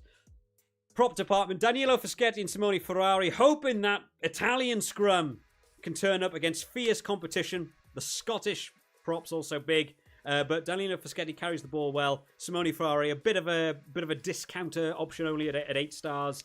If I end up changing anything before kickoff, it might have been there. I might have looked to put someone else on in that tighter prop, but I'm not even sure as of now who it would be. And then at hooker, Dan Sheehan going in. It's Dan Sheehan. Is anyone not picking Dan Sheehan? Honestly, Dan Sheehan's very, very good. I think if you're not going to pick Dan Sheehan, I think you're looking at a Jamie George, a Luke Cowan-Dickey, or Julian Marchand going in there. I think is the only other positions I can see. That will be my team as a whole for round 1. Henry Pollock is the choice as my super sub. He was my first one I locked in, and I just feel confident that Pollock can come on. Other options, Darcy Graham. I love Darcy Graham, and I hope that doesn't come back to bite me, because Darcy Graham could come on and do some phenomenal things. We'll see how that gets on. That is the team for round 1, guys. Let me know any changes you've made. Captain Ramos and Henry Pollock for me. Let me know who your captains are. Let me know who your super subs are down in the chat and in the comment sections, guys. And we'll see how we get on in round 1. It's only a few hours away from kickoff now. By the time you're seeing this video, round 1 will have already been on. You will already know whether I've done brilliantly or terribly with my French and Irish picks going in here. And we look forward to the game 2s going on Saturday. I'll see you all next time, guys. Bye-bye. Right, that's not for you guys in the stream, by the way. That is just for the guys over on the video. That is the video done. I can edit that and get that on Friday in case anyone wants to watch it back or not have to sit through the whole stream. I'll edit it all down. Or for people, just want to catch up with it. Is there anyone there that people are like, you'd outright change? Anyone being like, I think there's a terrible pick in there? I'm still a little bit fluctuating actually whether I would go for someone over BLBRA. I know that sounds ridiculous because it's him, and he scores every game he's ever in. But I'm wondering whether or not actually the French forwards could be good over the French backs, and whether BLBRA might not. Again, similar to Dupont, right? Will the Ireland game be the game where BLBRA is able to flourish? Maybe not as much. I could even see that changing. Garbisi. I hope the Garbisi risk pays off. I'm going for it. Dobby is either a masterstroke with a couple of tries or a dud. Yes, that's what I want to be. That is my channel in a nutshell. This is either brilliant or it will collapse and burn in front of my eyes and be awful. If we, of course, we've got the France-Italy game, France-Ireland game on first. If I see Antoine Dupont score like 3 tries in that game, I'm just going to sit there with my head in my hands and be, just cursing that I went for that one. The thing is, I can also see, I think this is a big risk. I think, fun to do it. There's a chance that maybe Dupont doesn't play the whole game. I think Dupont plays the whole game, right? Where's France? Who have they got on the bench? Was it Baptiste? Yeah, Baptiste Serrana's got in for France on the bench, and that was an unexpected one. Is Maxime Lucu even in the team for France? Did he make it in? I'm sure he did. But Baptiste Serran getting in was an interesting. But then also, Baptiste Serran can also do fly half. So it could even be that you end up having Jalibert go off with Dupont or Baptiste Serran covering the fly half position, in which case he's definitely on. Lucu's injured. Oh, and Le Garec. Oh wow, they really lost a lot of depth. Oh, I didn't even think about Le Garec actually. Yeah, good. Thank you for saying that. Yeah, I thought Lucu had got in. So it could even be the option that Dupont is absolutely on for the whole game, gets to move position and do much better if he ends up doing that, because he can move to the fly half. I think that's a risk. I don't think it's going to pay off, but you know what? It's week one. It's week one. You can always bounce back, right? On week one. I still believe in this. The French bench, looking at it, actually, yeah, Miafu didn't start. It could have got in there. Charles Olivan is on at 4. Ireland. Who's everyone predicting? In fact, you know what? That's fine. Can I do? I can do a poll. I think in here, can't I? Let's do a poll. Who do people think between versus Ireland? Who do we think was going to win between France versus Ireland? I'm kind of intrigued. Let's have a little vote and see who people think, because this is one that I think has caught a lot of people out. I actually think I've spelled France wrong 3 times. I don't want a yes or no. Wow, this sucks. They've changed the YouTube polls and they're rubbish. Why have they done this? France, Ireland. How can I get rid of... What? What have they done here? I've got 4 options and I can't get rid of either of it. Right, there we go. Right, there we go. We do that. Rubbish poll. And how that works. Oh, does that not work, or does that work? Right. France versus Ireland. Who do we think? Who do we think for France versus Ireland? Who takes the opening game tonight? As I'm very intrigued by people's thoughts on this one. People have called this one like the close game. I think Italy and Scotland might be a closer game. I've got a feeling Italy might surprise people in this one. It's looking like people have picked France more. Yeah, certainly gone for ages. I've got a confidence in France to win this one, whereas the Italy-Scotland game has got me a bit like, oh, could Italy do that one? Lorenzo says definitely France. Tim's going in with, I think, France for a win, a big win. Yeah, again, this was one when I sat down, because we've also got the Superbru Predictor on the go. There isn't a predictor on the which I think they could do on this. I don't know why they don't run a separate predictor down here. Like, why do they not just have like who you predict to win, and you could do a predictor and join in? I think that would be really fun. But I would like that if they did that on the official one as well, so people could say like who they believe is going to win. But on the predictor, originally I put down France by like 3, and I thought tight game, tight France win. That was before the teams got announced, and then they put out the squads. And I saw that Ireland team, and it just left me a bit flat. And I was thinking, man, I don't just think France are going to win this. I think France can win Like, I think, oh no, this could be double figures. I think they can get past 10. I think it could be a good France win. So it looks like the poll. People have said we'll end the poll just to sort of have a final look at it. But certainly looks like, yeah, France there with 82% of the vote. So people certainly think France would be fun. Should we do all of them? We might as well. We're all here, right?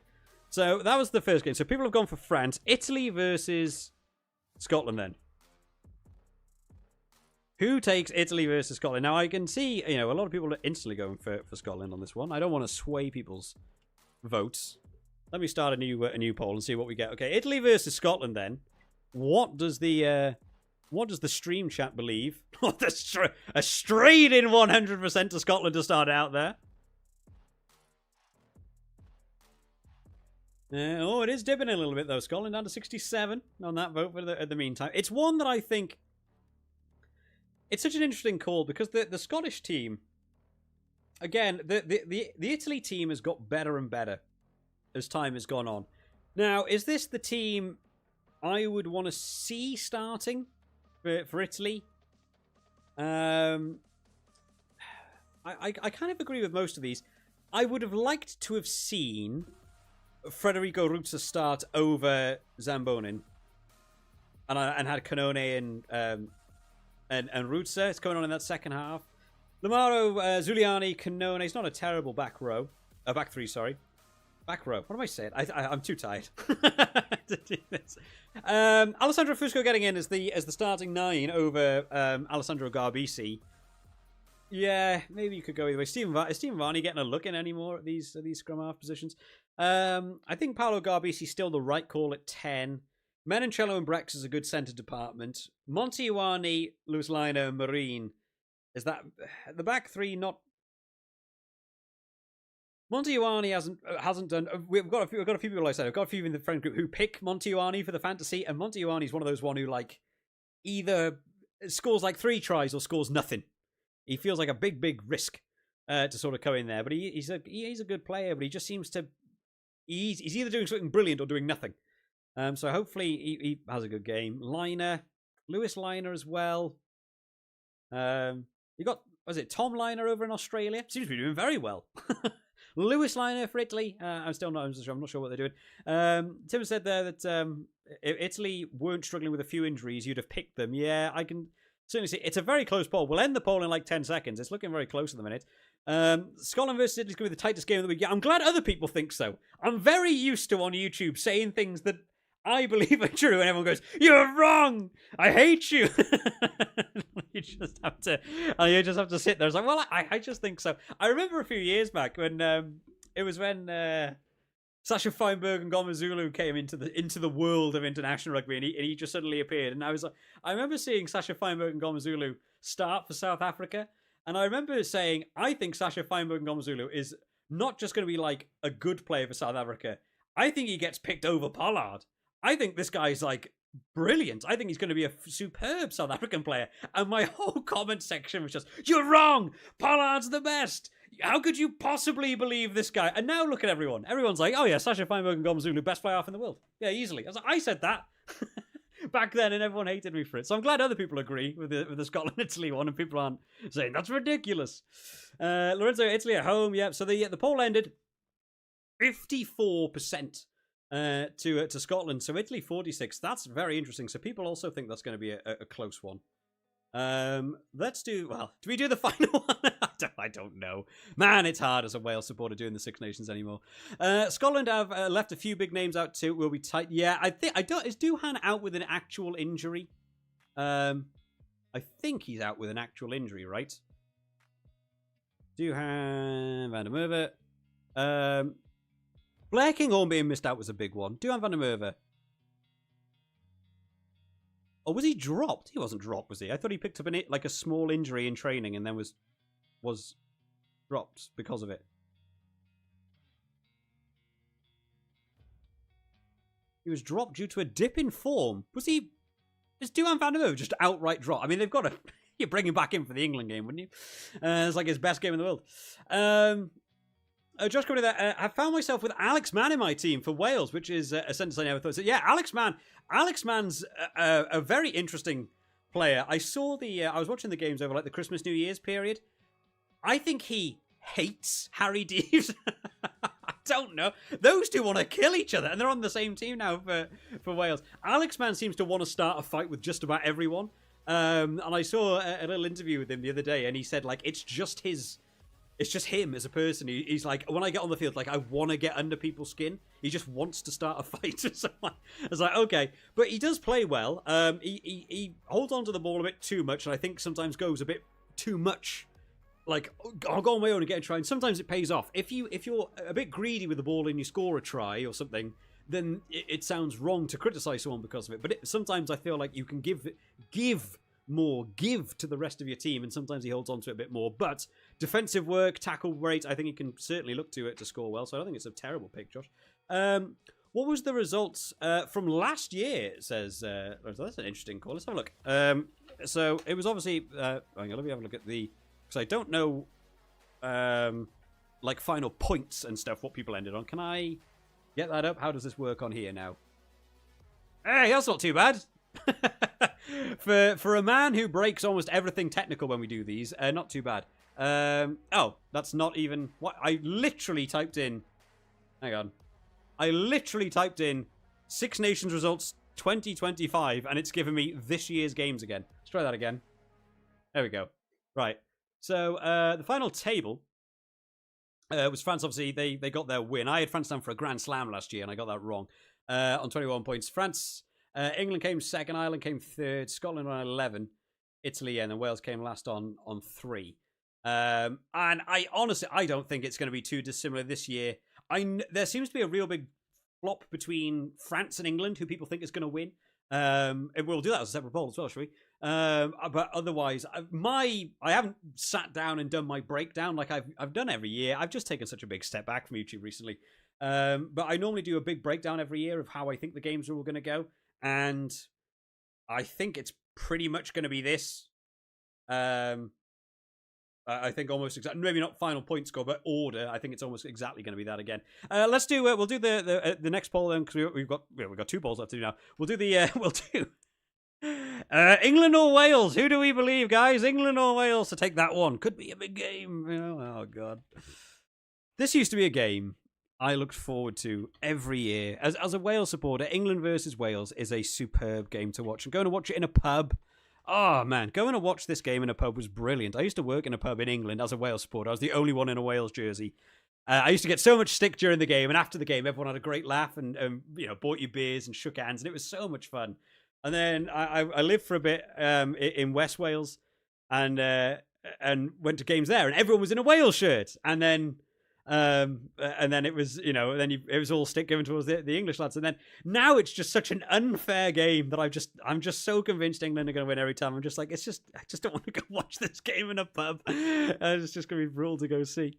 Now I've seen. Oh, sorry, I've just realised Lorenzo was on about the score line between Scotland and Italy last year, rather than the results of the table last year. Yeah, Scotland won. I think it was a decent enough score, I think, for Scotland by the end of that one. Yep, him and Graham, but Glasgow are far outperforming in Edinburgh. Wow, interesting. I thought Duhan van der Merwe came out with an injury and thought that's why he was gone. I mean, but Duhan van der Merwe versus England is the #1 pick, right? Isn't he? When does Scotland play England? That next week? Who do you pick for Scotland if not Duhan van der Merwe as they go up against England? I don't know. I remember last year's game. If Ireland would won against France, then England would have won that Six Nations. Yeah, it was really tight at the top. I thought France were going to win every game. I think, did France lose to England? I think, didn't they? I think that was the one game they lost last year, which is why I think people have got England down as favourites for this year, because I think England to win that game again and then actually go on to win a Grand Slam this year. It is mad when people talk about like the stats and the truths around the Six Nations. The idea that Wales have won the Six Nations more recently than England seems mad. Like, that doesn't feel like that should be real, because the England team is really built. England are annoyingly going to get there just in time for that World Cup and have a very competitive team. I do hope Wales can bounce back and get there. Not really considered for the fantasy game, but are you excited to see Rhys back in the Six Nations? Yeah, I really am.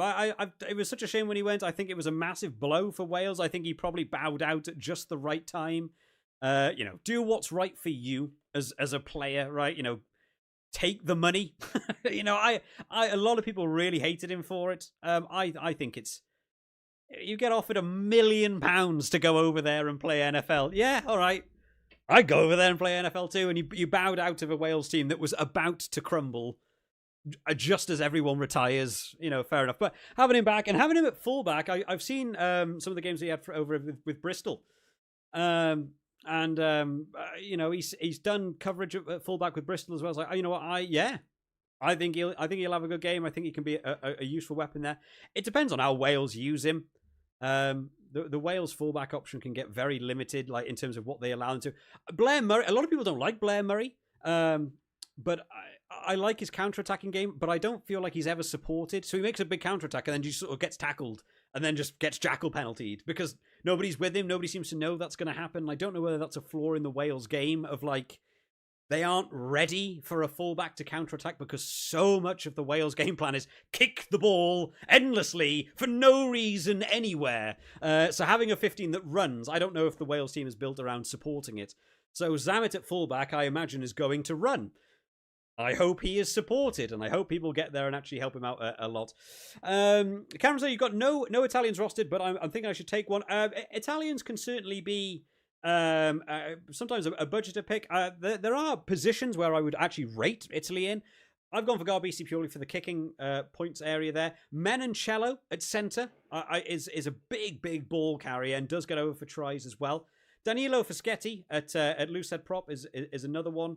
Lorenzo Canone at 8, again another big ball carrier for Italy. There's certainly some very good Italian players.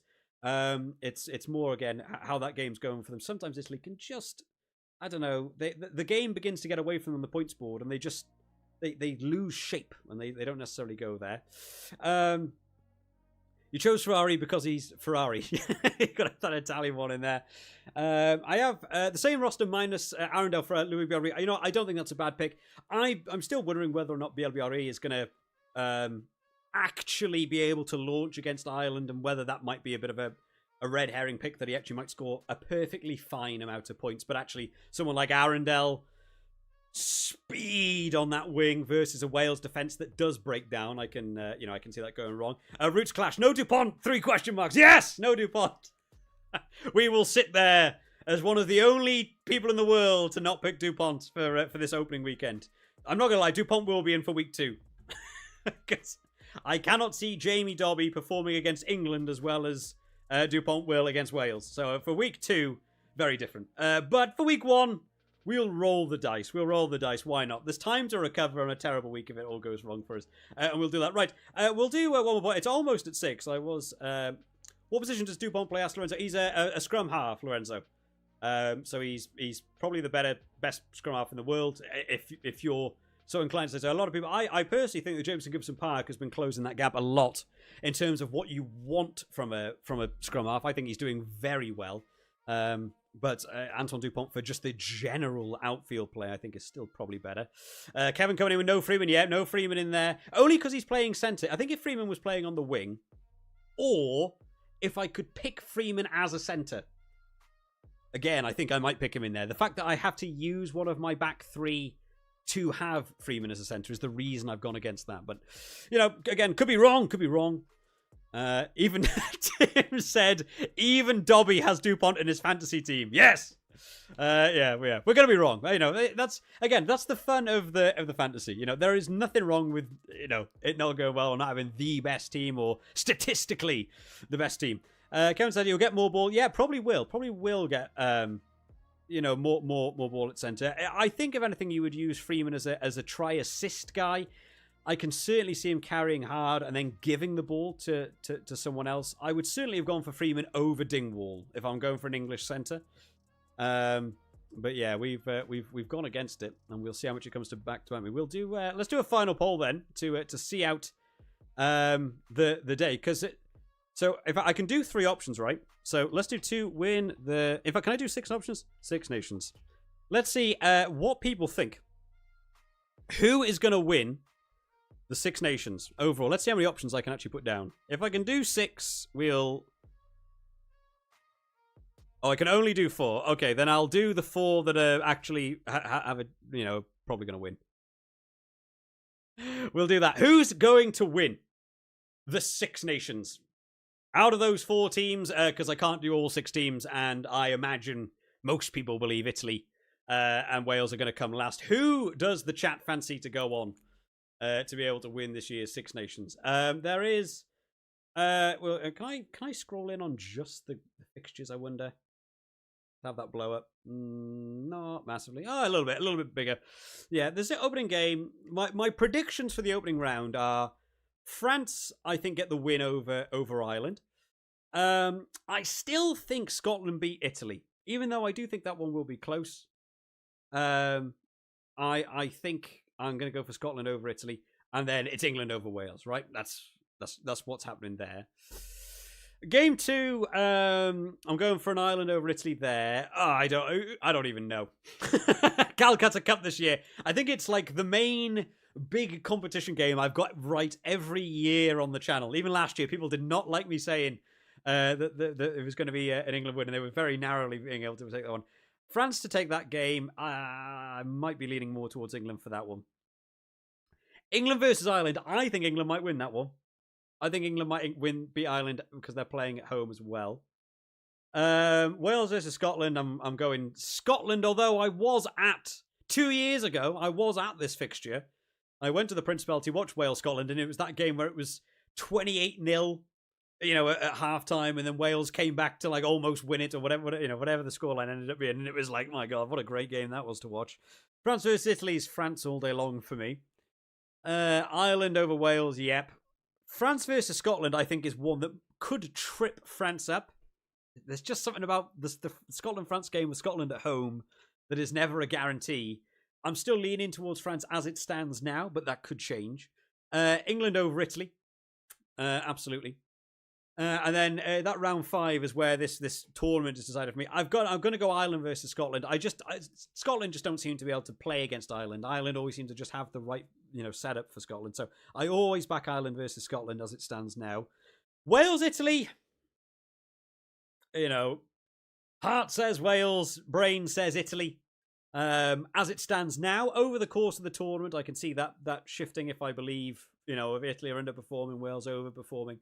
At the minute, I'm sort of leaning towards Italy for that one. And then this, for me, is the game of the tournament. France versus England. I think the winner of that wins the Six Nations for me. I'm, at the minute, inclined to say France, home advantage. They do have a lot of injuries at the minute, so their depth in squad is certainly chopping and changing a lot. England have begun to really build a big team together. So I can see England really fancying it. I've leant slightly towards France myself, which is why I've given that edge to France. We'll end the poll, and I'll catch you on chat in a second. Oh my God. I've just seen what the poll said.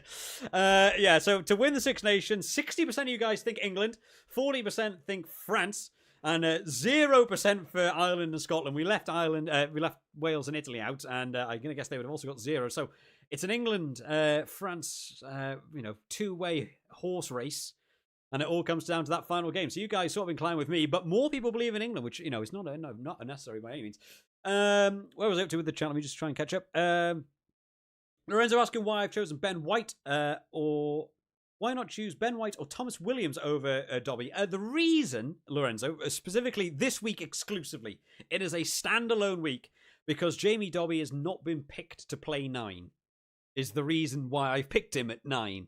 He's instead of playing at scrum half, he's playing a different position. Scrum halves, from my own experience, again, I'm not someone that breaks down all the stats and the analytics and really dives into it.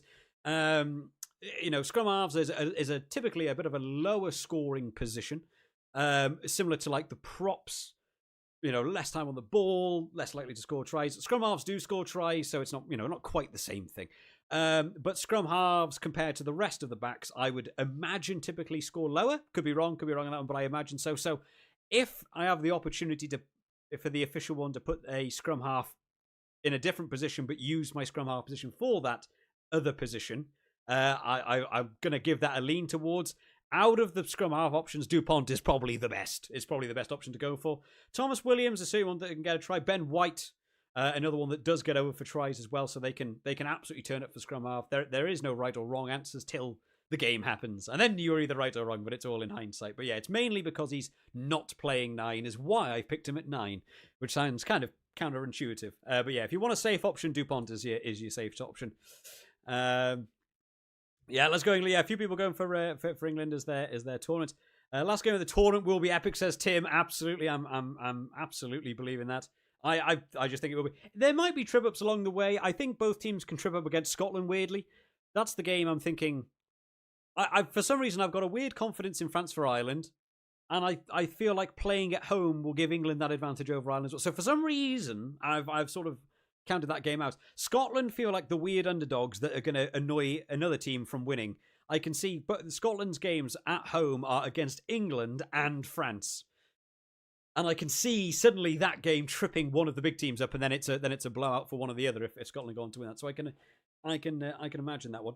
Moefana as a centre option is an option. It's going to be honest. Moefana is just a player I as a individual have never rated very highly in that centre department. It's similar to Dingwall. A lot of people really, really like Fraser Dingwall, and I don't get it. Now, whether that translates into good points in a fantasy, I might be completely wrong. Moefana can also move to the wing if there's an injury to the wing and they need to chop and change. So Moefana is not a bad utility option by any means. If I was going to go for a French centre, I would go for Deporter personally over Moefana, but you know, I will always be proved wrong in these fantasies. Somebody will always have a better team than you, no doubt. Tom saying that he thinks they are Wales for the Wooden Spoon. I think, unfortunately, unless they really, I target the Italy game, and make that count. How am I keeping? I'm keeping all right, Tom. Yeah, I took a little bit of a break over the course of Christmas and New Year's. I really had a lot of big thinks about the future of the channel over the Christmas period. I'm getting old. I'm an old man now, and I've just the rugby gaming scene sort of dropped off. I've got a little bit tired with the real world rugby scene, talking about like the team announcements and talking about players and talking about the teams or the post-match analytics and all of that. So I sort of took a bit of a step away from that, and as time has gone on, I've just found myself sort of stepping a bit more away from the channel more and more and more. And over Christmas, I was like, I'll have a bit of a break. I'll have a break from the social media, just entirely enjoy time with friends, family, and have Christmas and do that. And I'm hoping it will reignite. Like, man, I'm looking forward to doing videos and doing stuff again. And then I took Christmas off, and then I took New Year's off, and then it went through. I had my birthday, and it like kept going and going and going. I was like, I haven't yet had that spark relight to be like, man, I want to start smashing videos out again. The fantasy stands out as a bit of a different thing because I find it so much fun. I really enjoy the fantasy, and today's been fun. You know, joining in as a totally different thing. I have no idea how many views this stream has got. I imagine it's got like 10 views. You know, I imagine it's not, but it's fun to talk to people and fun to interact with people who want to be talked about with rugby, right? I think it's one of the downsides with YouTube is a lot of YouTube is getting to be like less interactive. It is like people putting out videos, and if it comes to like the fantasy stuff, it becomes, here's the best team. I've looked at the stats, and here is the best team. So everyone goes and watches those videos, and then they all talk about the different stats and why, and like their team will be this. But nobody necessarily like interacts with like the streamer or the YouTuber. I feel like that's getting more and more disconnected. Nobody plays stuff for fun anymore. Rugby 25, you know, the gaming scene became a little bit of a drop off. People got very negative about it. The comment section's all negative. Even announcing I was doing the fantasy league, the video I put out sort of a week ago, 2 weeks ago, there were comments on that video which are people like, I hate you and your voice is annoying and stuff like that. And you just sit there like, I don't grasp it at all. Of like, if you don't like someone's video, if you don't like someone's content, if you haven't enjoyed the stream today, no worries. Live your own life. Close down the stream, click off the video, go do your own thing. I have no idea what the world of YouTube, Twitch streaming, TikTok, all this, as they just seem to become more and more negative. I don't know what it is. And when you're on the other end of it, when you're on my side and you just get to be told that people hate you or that they don't like something about you or the jumper you wear or the way you do content, if they don't like that, then, you know, Okay, that's up to them. But I just think just keep it to yourself. On you go. Enjoy your day. So yeah, I had a little bit of a break over the course of the Christmas period. It hasn't quite re-sparked off for me. Rugby 25 is meant to be getting some more updates. I'm hoping that game comes back in because I haven't done a MaD Dragon Six Nations this year because I think the games will be boring. I think I won't be able to do good content. I don't want to put out just bad content for the sake of it. I want stuff to be fun. I want stuff to be enjoyable. You don't need to be right. You don't need to be the best. You don't need to know everything. I remember I used to do the Team of the Week videos. And I used to really enjoy it because I used to watch a lot of other people's Team of the Week videos. And I used to quite enjoy them because it was people talking about who did they think did well that week. And I began to realize a lot of different content creators on YouTube, everyone had the same team. And I just used to get a little bit bored of it because I was like, all anyone is doing is going, here is my team of the week. They load up a spreadsheet that says all of the best stats, and then they go that's why they're my best choice. And I sort of sat there and was like, that's not your team of the week, though. You've just looked at the stats and said who was the best in a particular area, and then that was rather than it be your own opinion or your own thing. So I used to do my team of the weeks as who impressed me. You could have an Italy team lose 30-0, but Nacho Brex had 3 try-saving tackles and also scored a try. And I was like, Nacho Brex gets in my team of the week because I think he had a superb game. And the entire comment section would just be, Gary Ringrose scored 2 tries? It's like, yeah, okay, but Ireland did very well. The whole of Ireland did very well. Very specifically in Italy, Nacho Brex did well. And I want to point out that, and it just became a really negative space. It's such a shame. That it becomes a really negative thing. Have fun, enjoy it. So I'm hoping that the stream is fun and people enjoy it a little bit more. But yeah, it does get tougher. I understand why Bears Gamer, sadly he's just like I just can't do this anymore, getting burnt out by it, and I understand it. It's hard. It is hard to sort of get in. Whereas the space of social media becomes more negative. Be happy, enjoy yourselves about the sport you enjoy in your free time, talking about it. You should have fun, be happy about it. Tim says, Lewis has said super sub for me. I've gone with Pollock for my super sub. I'm hoping that pays off. I think there's a lot of super subs that could come in. A lot of that England bench or Darcy Graham is also a great option, I think, for super sub. Let me talk back to my throat's getting killed off slowly. The thoughts on Freeman as a captain, or is Dupont favourite? I don't know about. I think Dupont is the very safest scrum half. I don't know about Dupont as a captain. Other people can disagree. Whether you believe Dupont would be the best captain per se, because I'm just not sure about those points scored. I've typically always liked going for a kicker or a winger for my captains. That's what I've always typically lent towards. Doesn't mean I'm right by any means. If you believe in any of those players, you can go for him. Freeman. If Freeman has a good game, he'll blow it out of the water and it'll screw up my fantasy completely. So it could be a big option. Final roster for Cameron. We've also BRE, Ramos, Jordan, Jones, Ford, Dobby, Jalanche, Earl, Dempsey, Jenkins, Byrne, Loughman, Smith, Sheehan. Who is Smith? Oh, Nicky Smith. Sorry, is that what you've gone for the prop? Yeah, I can see Welsh props doing well there. If you could change your team to have Dupont, how would you do it? I'd have to cancel Jamie Dobby. I would have to put Dupont in. I'd probably have to sacrifice someone somewhere. I've also got 4 French players. I would probably drop Guillard and go for a cheap lock option and squeeze Dupont in. Maybe go with that. That might be the way I would go about it. Not entirely sure. You never know. But you say this. But if Jamie Dobby scores 5 tries, I will look like a genius, right? Unless I go terribly. What's coming in there? CMA Spud. Well said, mate. Couldn't agree more. It's a reflection on society in general. Yeah, I think it is. It is a shame. When I started the channel 5 years ago, it was all really positive. I used to love going to the comment sections and talking with people because all it was a conversation. And that's why I started doing some of the live streams a couple of years back, because I really enjoy the conversation around rugby.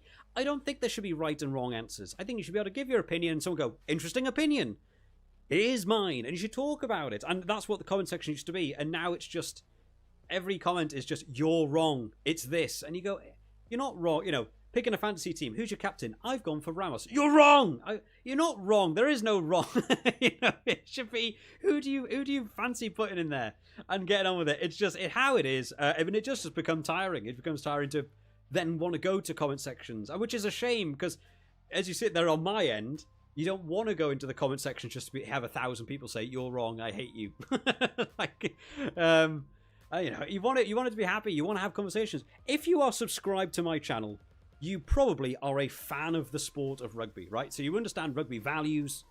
That you should be able to, you know, engage with those rugby values, and it should be, you know, you should be able to get involved and discuss it all and shake hands at the end of it. It doesn't need a team to be the best. It doesn't need a team to be the worst. It doesn't be you deserve to lose. It doesn't need to be any of that. Just be happy, enjoy it, and you know what? And that's how you really win, right? We'll leave the stream with a message of the day. It's not the journey to get there was the prize all along, or one of them nonsense things. Tim says, loving the stream, very fresh. Thank you very much, Tim. Now I just pray that they makeshift a wish kid in the team still works. Yeah, I'm praying on Dobby to do something for me. Maybe he does, maybe he doesn't. Who knows?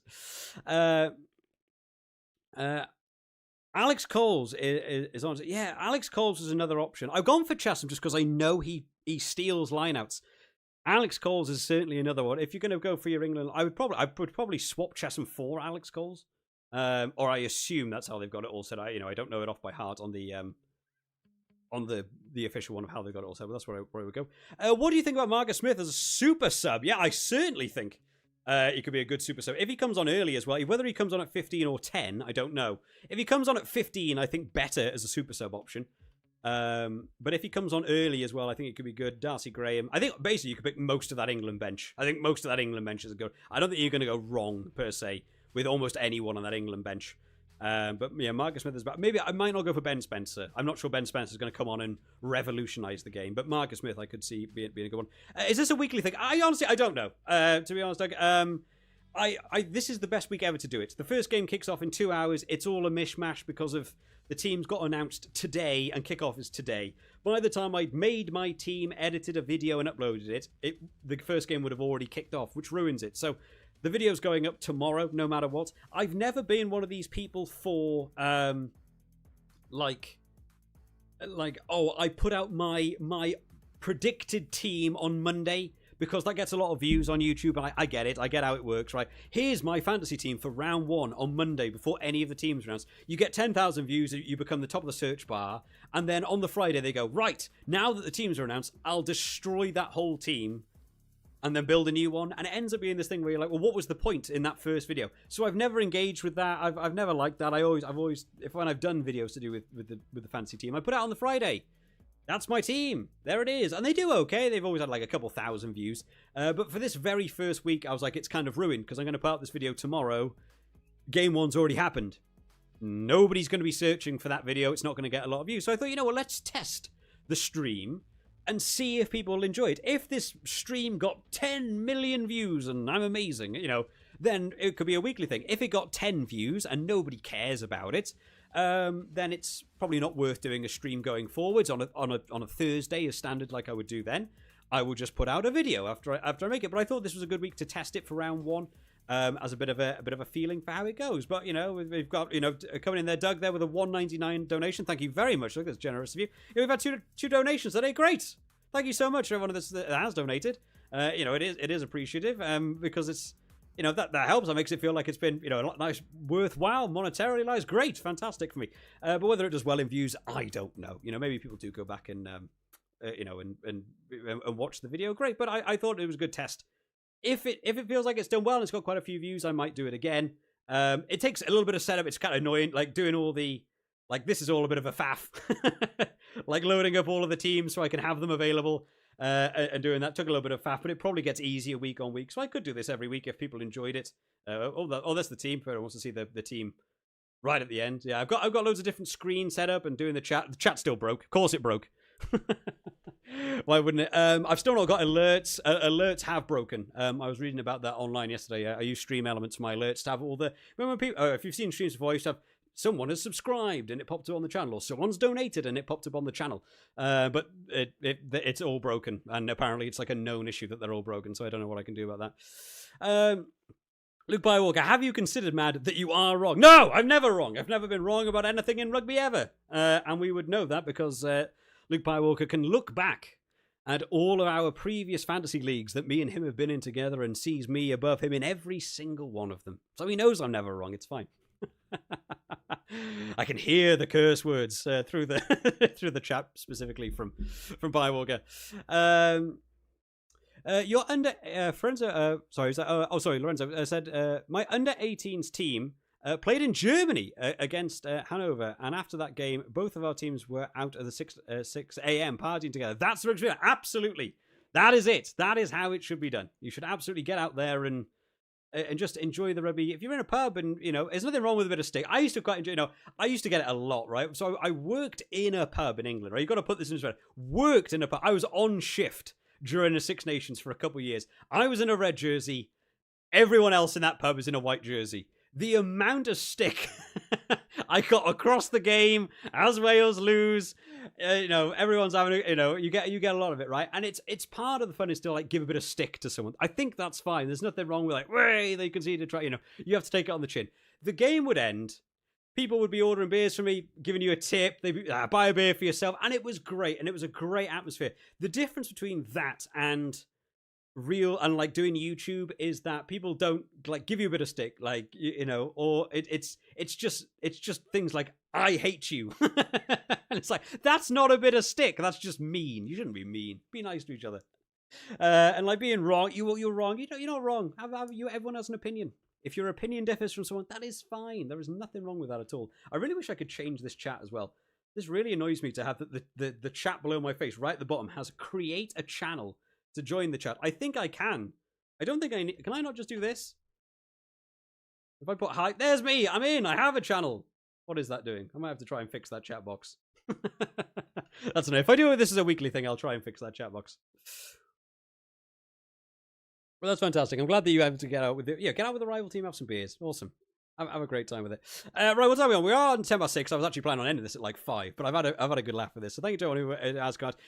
Tim's glad that I've joined the Dobby train. Choo choo, let's go. Yep. Now, will I do that for the fantasy? Maybe the Superbru one. No, maybe not, because Antoine Dupont's Antoine Dupont, right? But the official one, why not? Roll the dice, make it a thing. Lorenzo, got to go. I meet my rugby team and watch Six Nations. Have a good fantasy, everyone. Yeah, I'm going to end it there as well, guys. I've been going for 2 hours. I thought this would be an hour-long thing. We've got about 2 hours till kickoff of the Six Nations. I will sit down today, tomorrow. I'll edit my video of this stream, and it will just be picking the team players and why we pick the team players. And we'll put it out as a new video. So for anyone who doesn't want to watch the entire stream again, there will be a condensed video. Go watch that. Go drop it a like, share it around, make all that fun stuff. Let's get the MaD Dragon terrible team up to the top of the YouTube algorithm, right? That'd be loads more fun. I hope everyone has enjoyed today, guys. Thank you to everyone who has joined in with the polls, given donations, got in the chat. It's so much fun to actually talk to people about rugby and enjoy the sport that we all enjoy. And I think the fantasy is a great way. Like I said, if you haven't got involved yet, if you're still umming and ahhing about wanting to do it, hopefully the stream has helped you a little bit understand a bit about the players and the way to pick teams, maybe give you a bit of insight for yourself. I highly recommend it, because there's every single year, I've had people either email the channel or they reach out to me on a DM after the fantasy, and they all say, MaD Dragon, thank you for doing the fantasy, because I've never done one before. I wasn't really interested in like games outside of my team playing, and this has been the best Six Nations because I really enjoyed it. It always seems to have a positive effect. It's how I felt. There was a time before I had the channel, I only ever knew a lot about the Wales team. Me and some of the friends started when we were doing the Six Nations. We started on the Superbru app, and we started getting really into it. It's really competitive every year. Luke Bywalker's been in the chat all day. He's determined. This is his year. He's lost in previous years by 1 point on the final leaderboard after all 5 rounds. It's got super competitive. It's got super close. Other people beat me in the channels one every year. People are ridiculously good at the fantasy. Whether you get in there for the first time ever or you're a dab hand at it, just give it a join. If you do 2 or 3 rounds of it and you go, I'm really not enjoying this, it's not fun, you can just stop. There's nothing to lose. It's all free to join in with the official one or the Superbru one. Get involved, pick your team, have a bit of a laugh with it, and if you beat me, let me know. Let me know down in the comment section. Probably won't be too hard to beat me, guys. Thank you to everyone who's come out today, guys. I will see you all next time. Let's enjoy an awesome round 1 of the Six Nations, guys. I'll see you all next time. Bye-bye.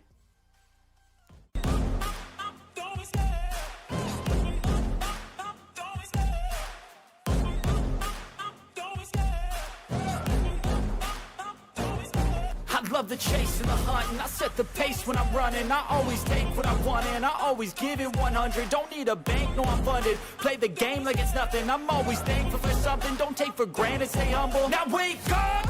It's time to look at the enemy. Look in the mirror if he is no friend to me. It's not working out, maybe it's the chemistry. It's time to break up so I can make a better me. Better believe in your mind, cause it's everything.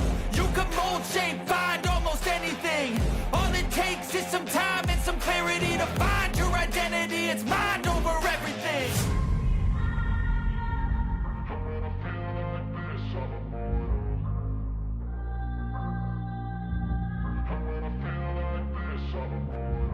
And when I feel like this, I'm immortal.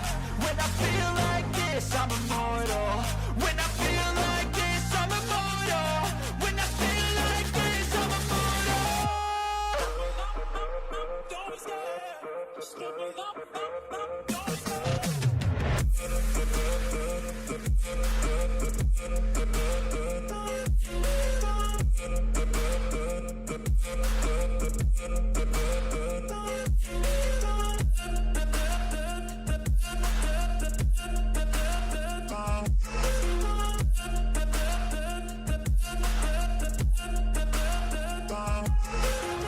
I'm so gone, no I'm never turning back. I won't stop, I'ma fight until there's nothing left. It's so on, you're gonna be hurting bad. Cause I've been to hell and back. You don't wanna make me mad. I stay strong, you will never see me crack. And if you get in my way, you're gonna feel the wrath. Gotta say it to my face while he's looking back. Mirror breaks after math, when I hate I attack.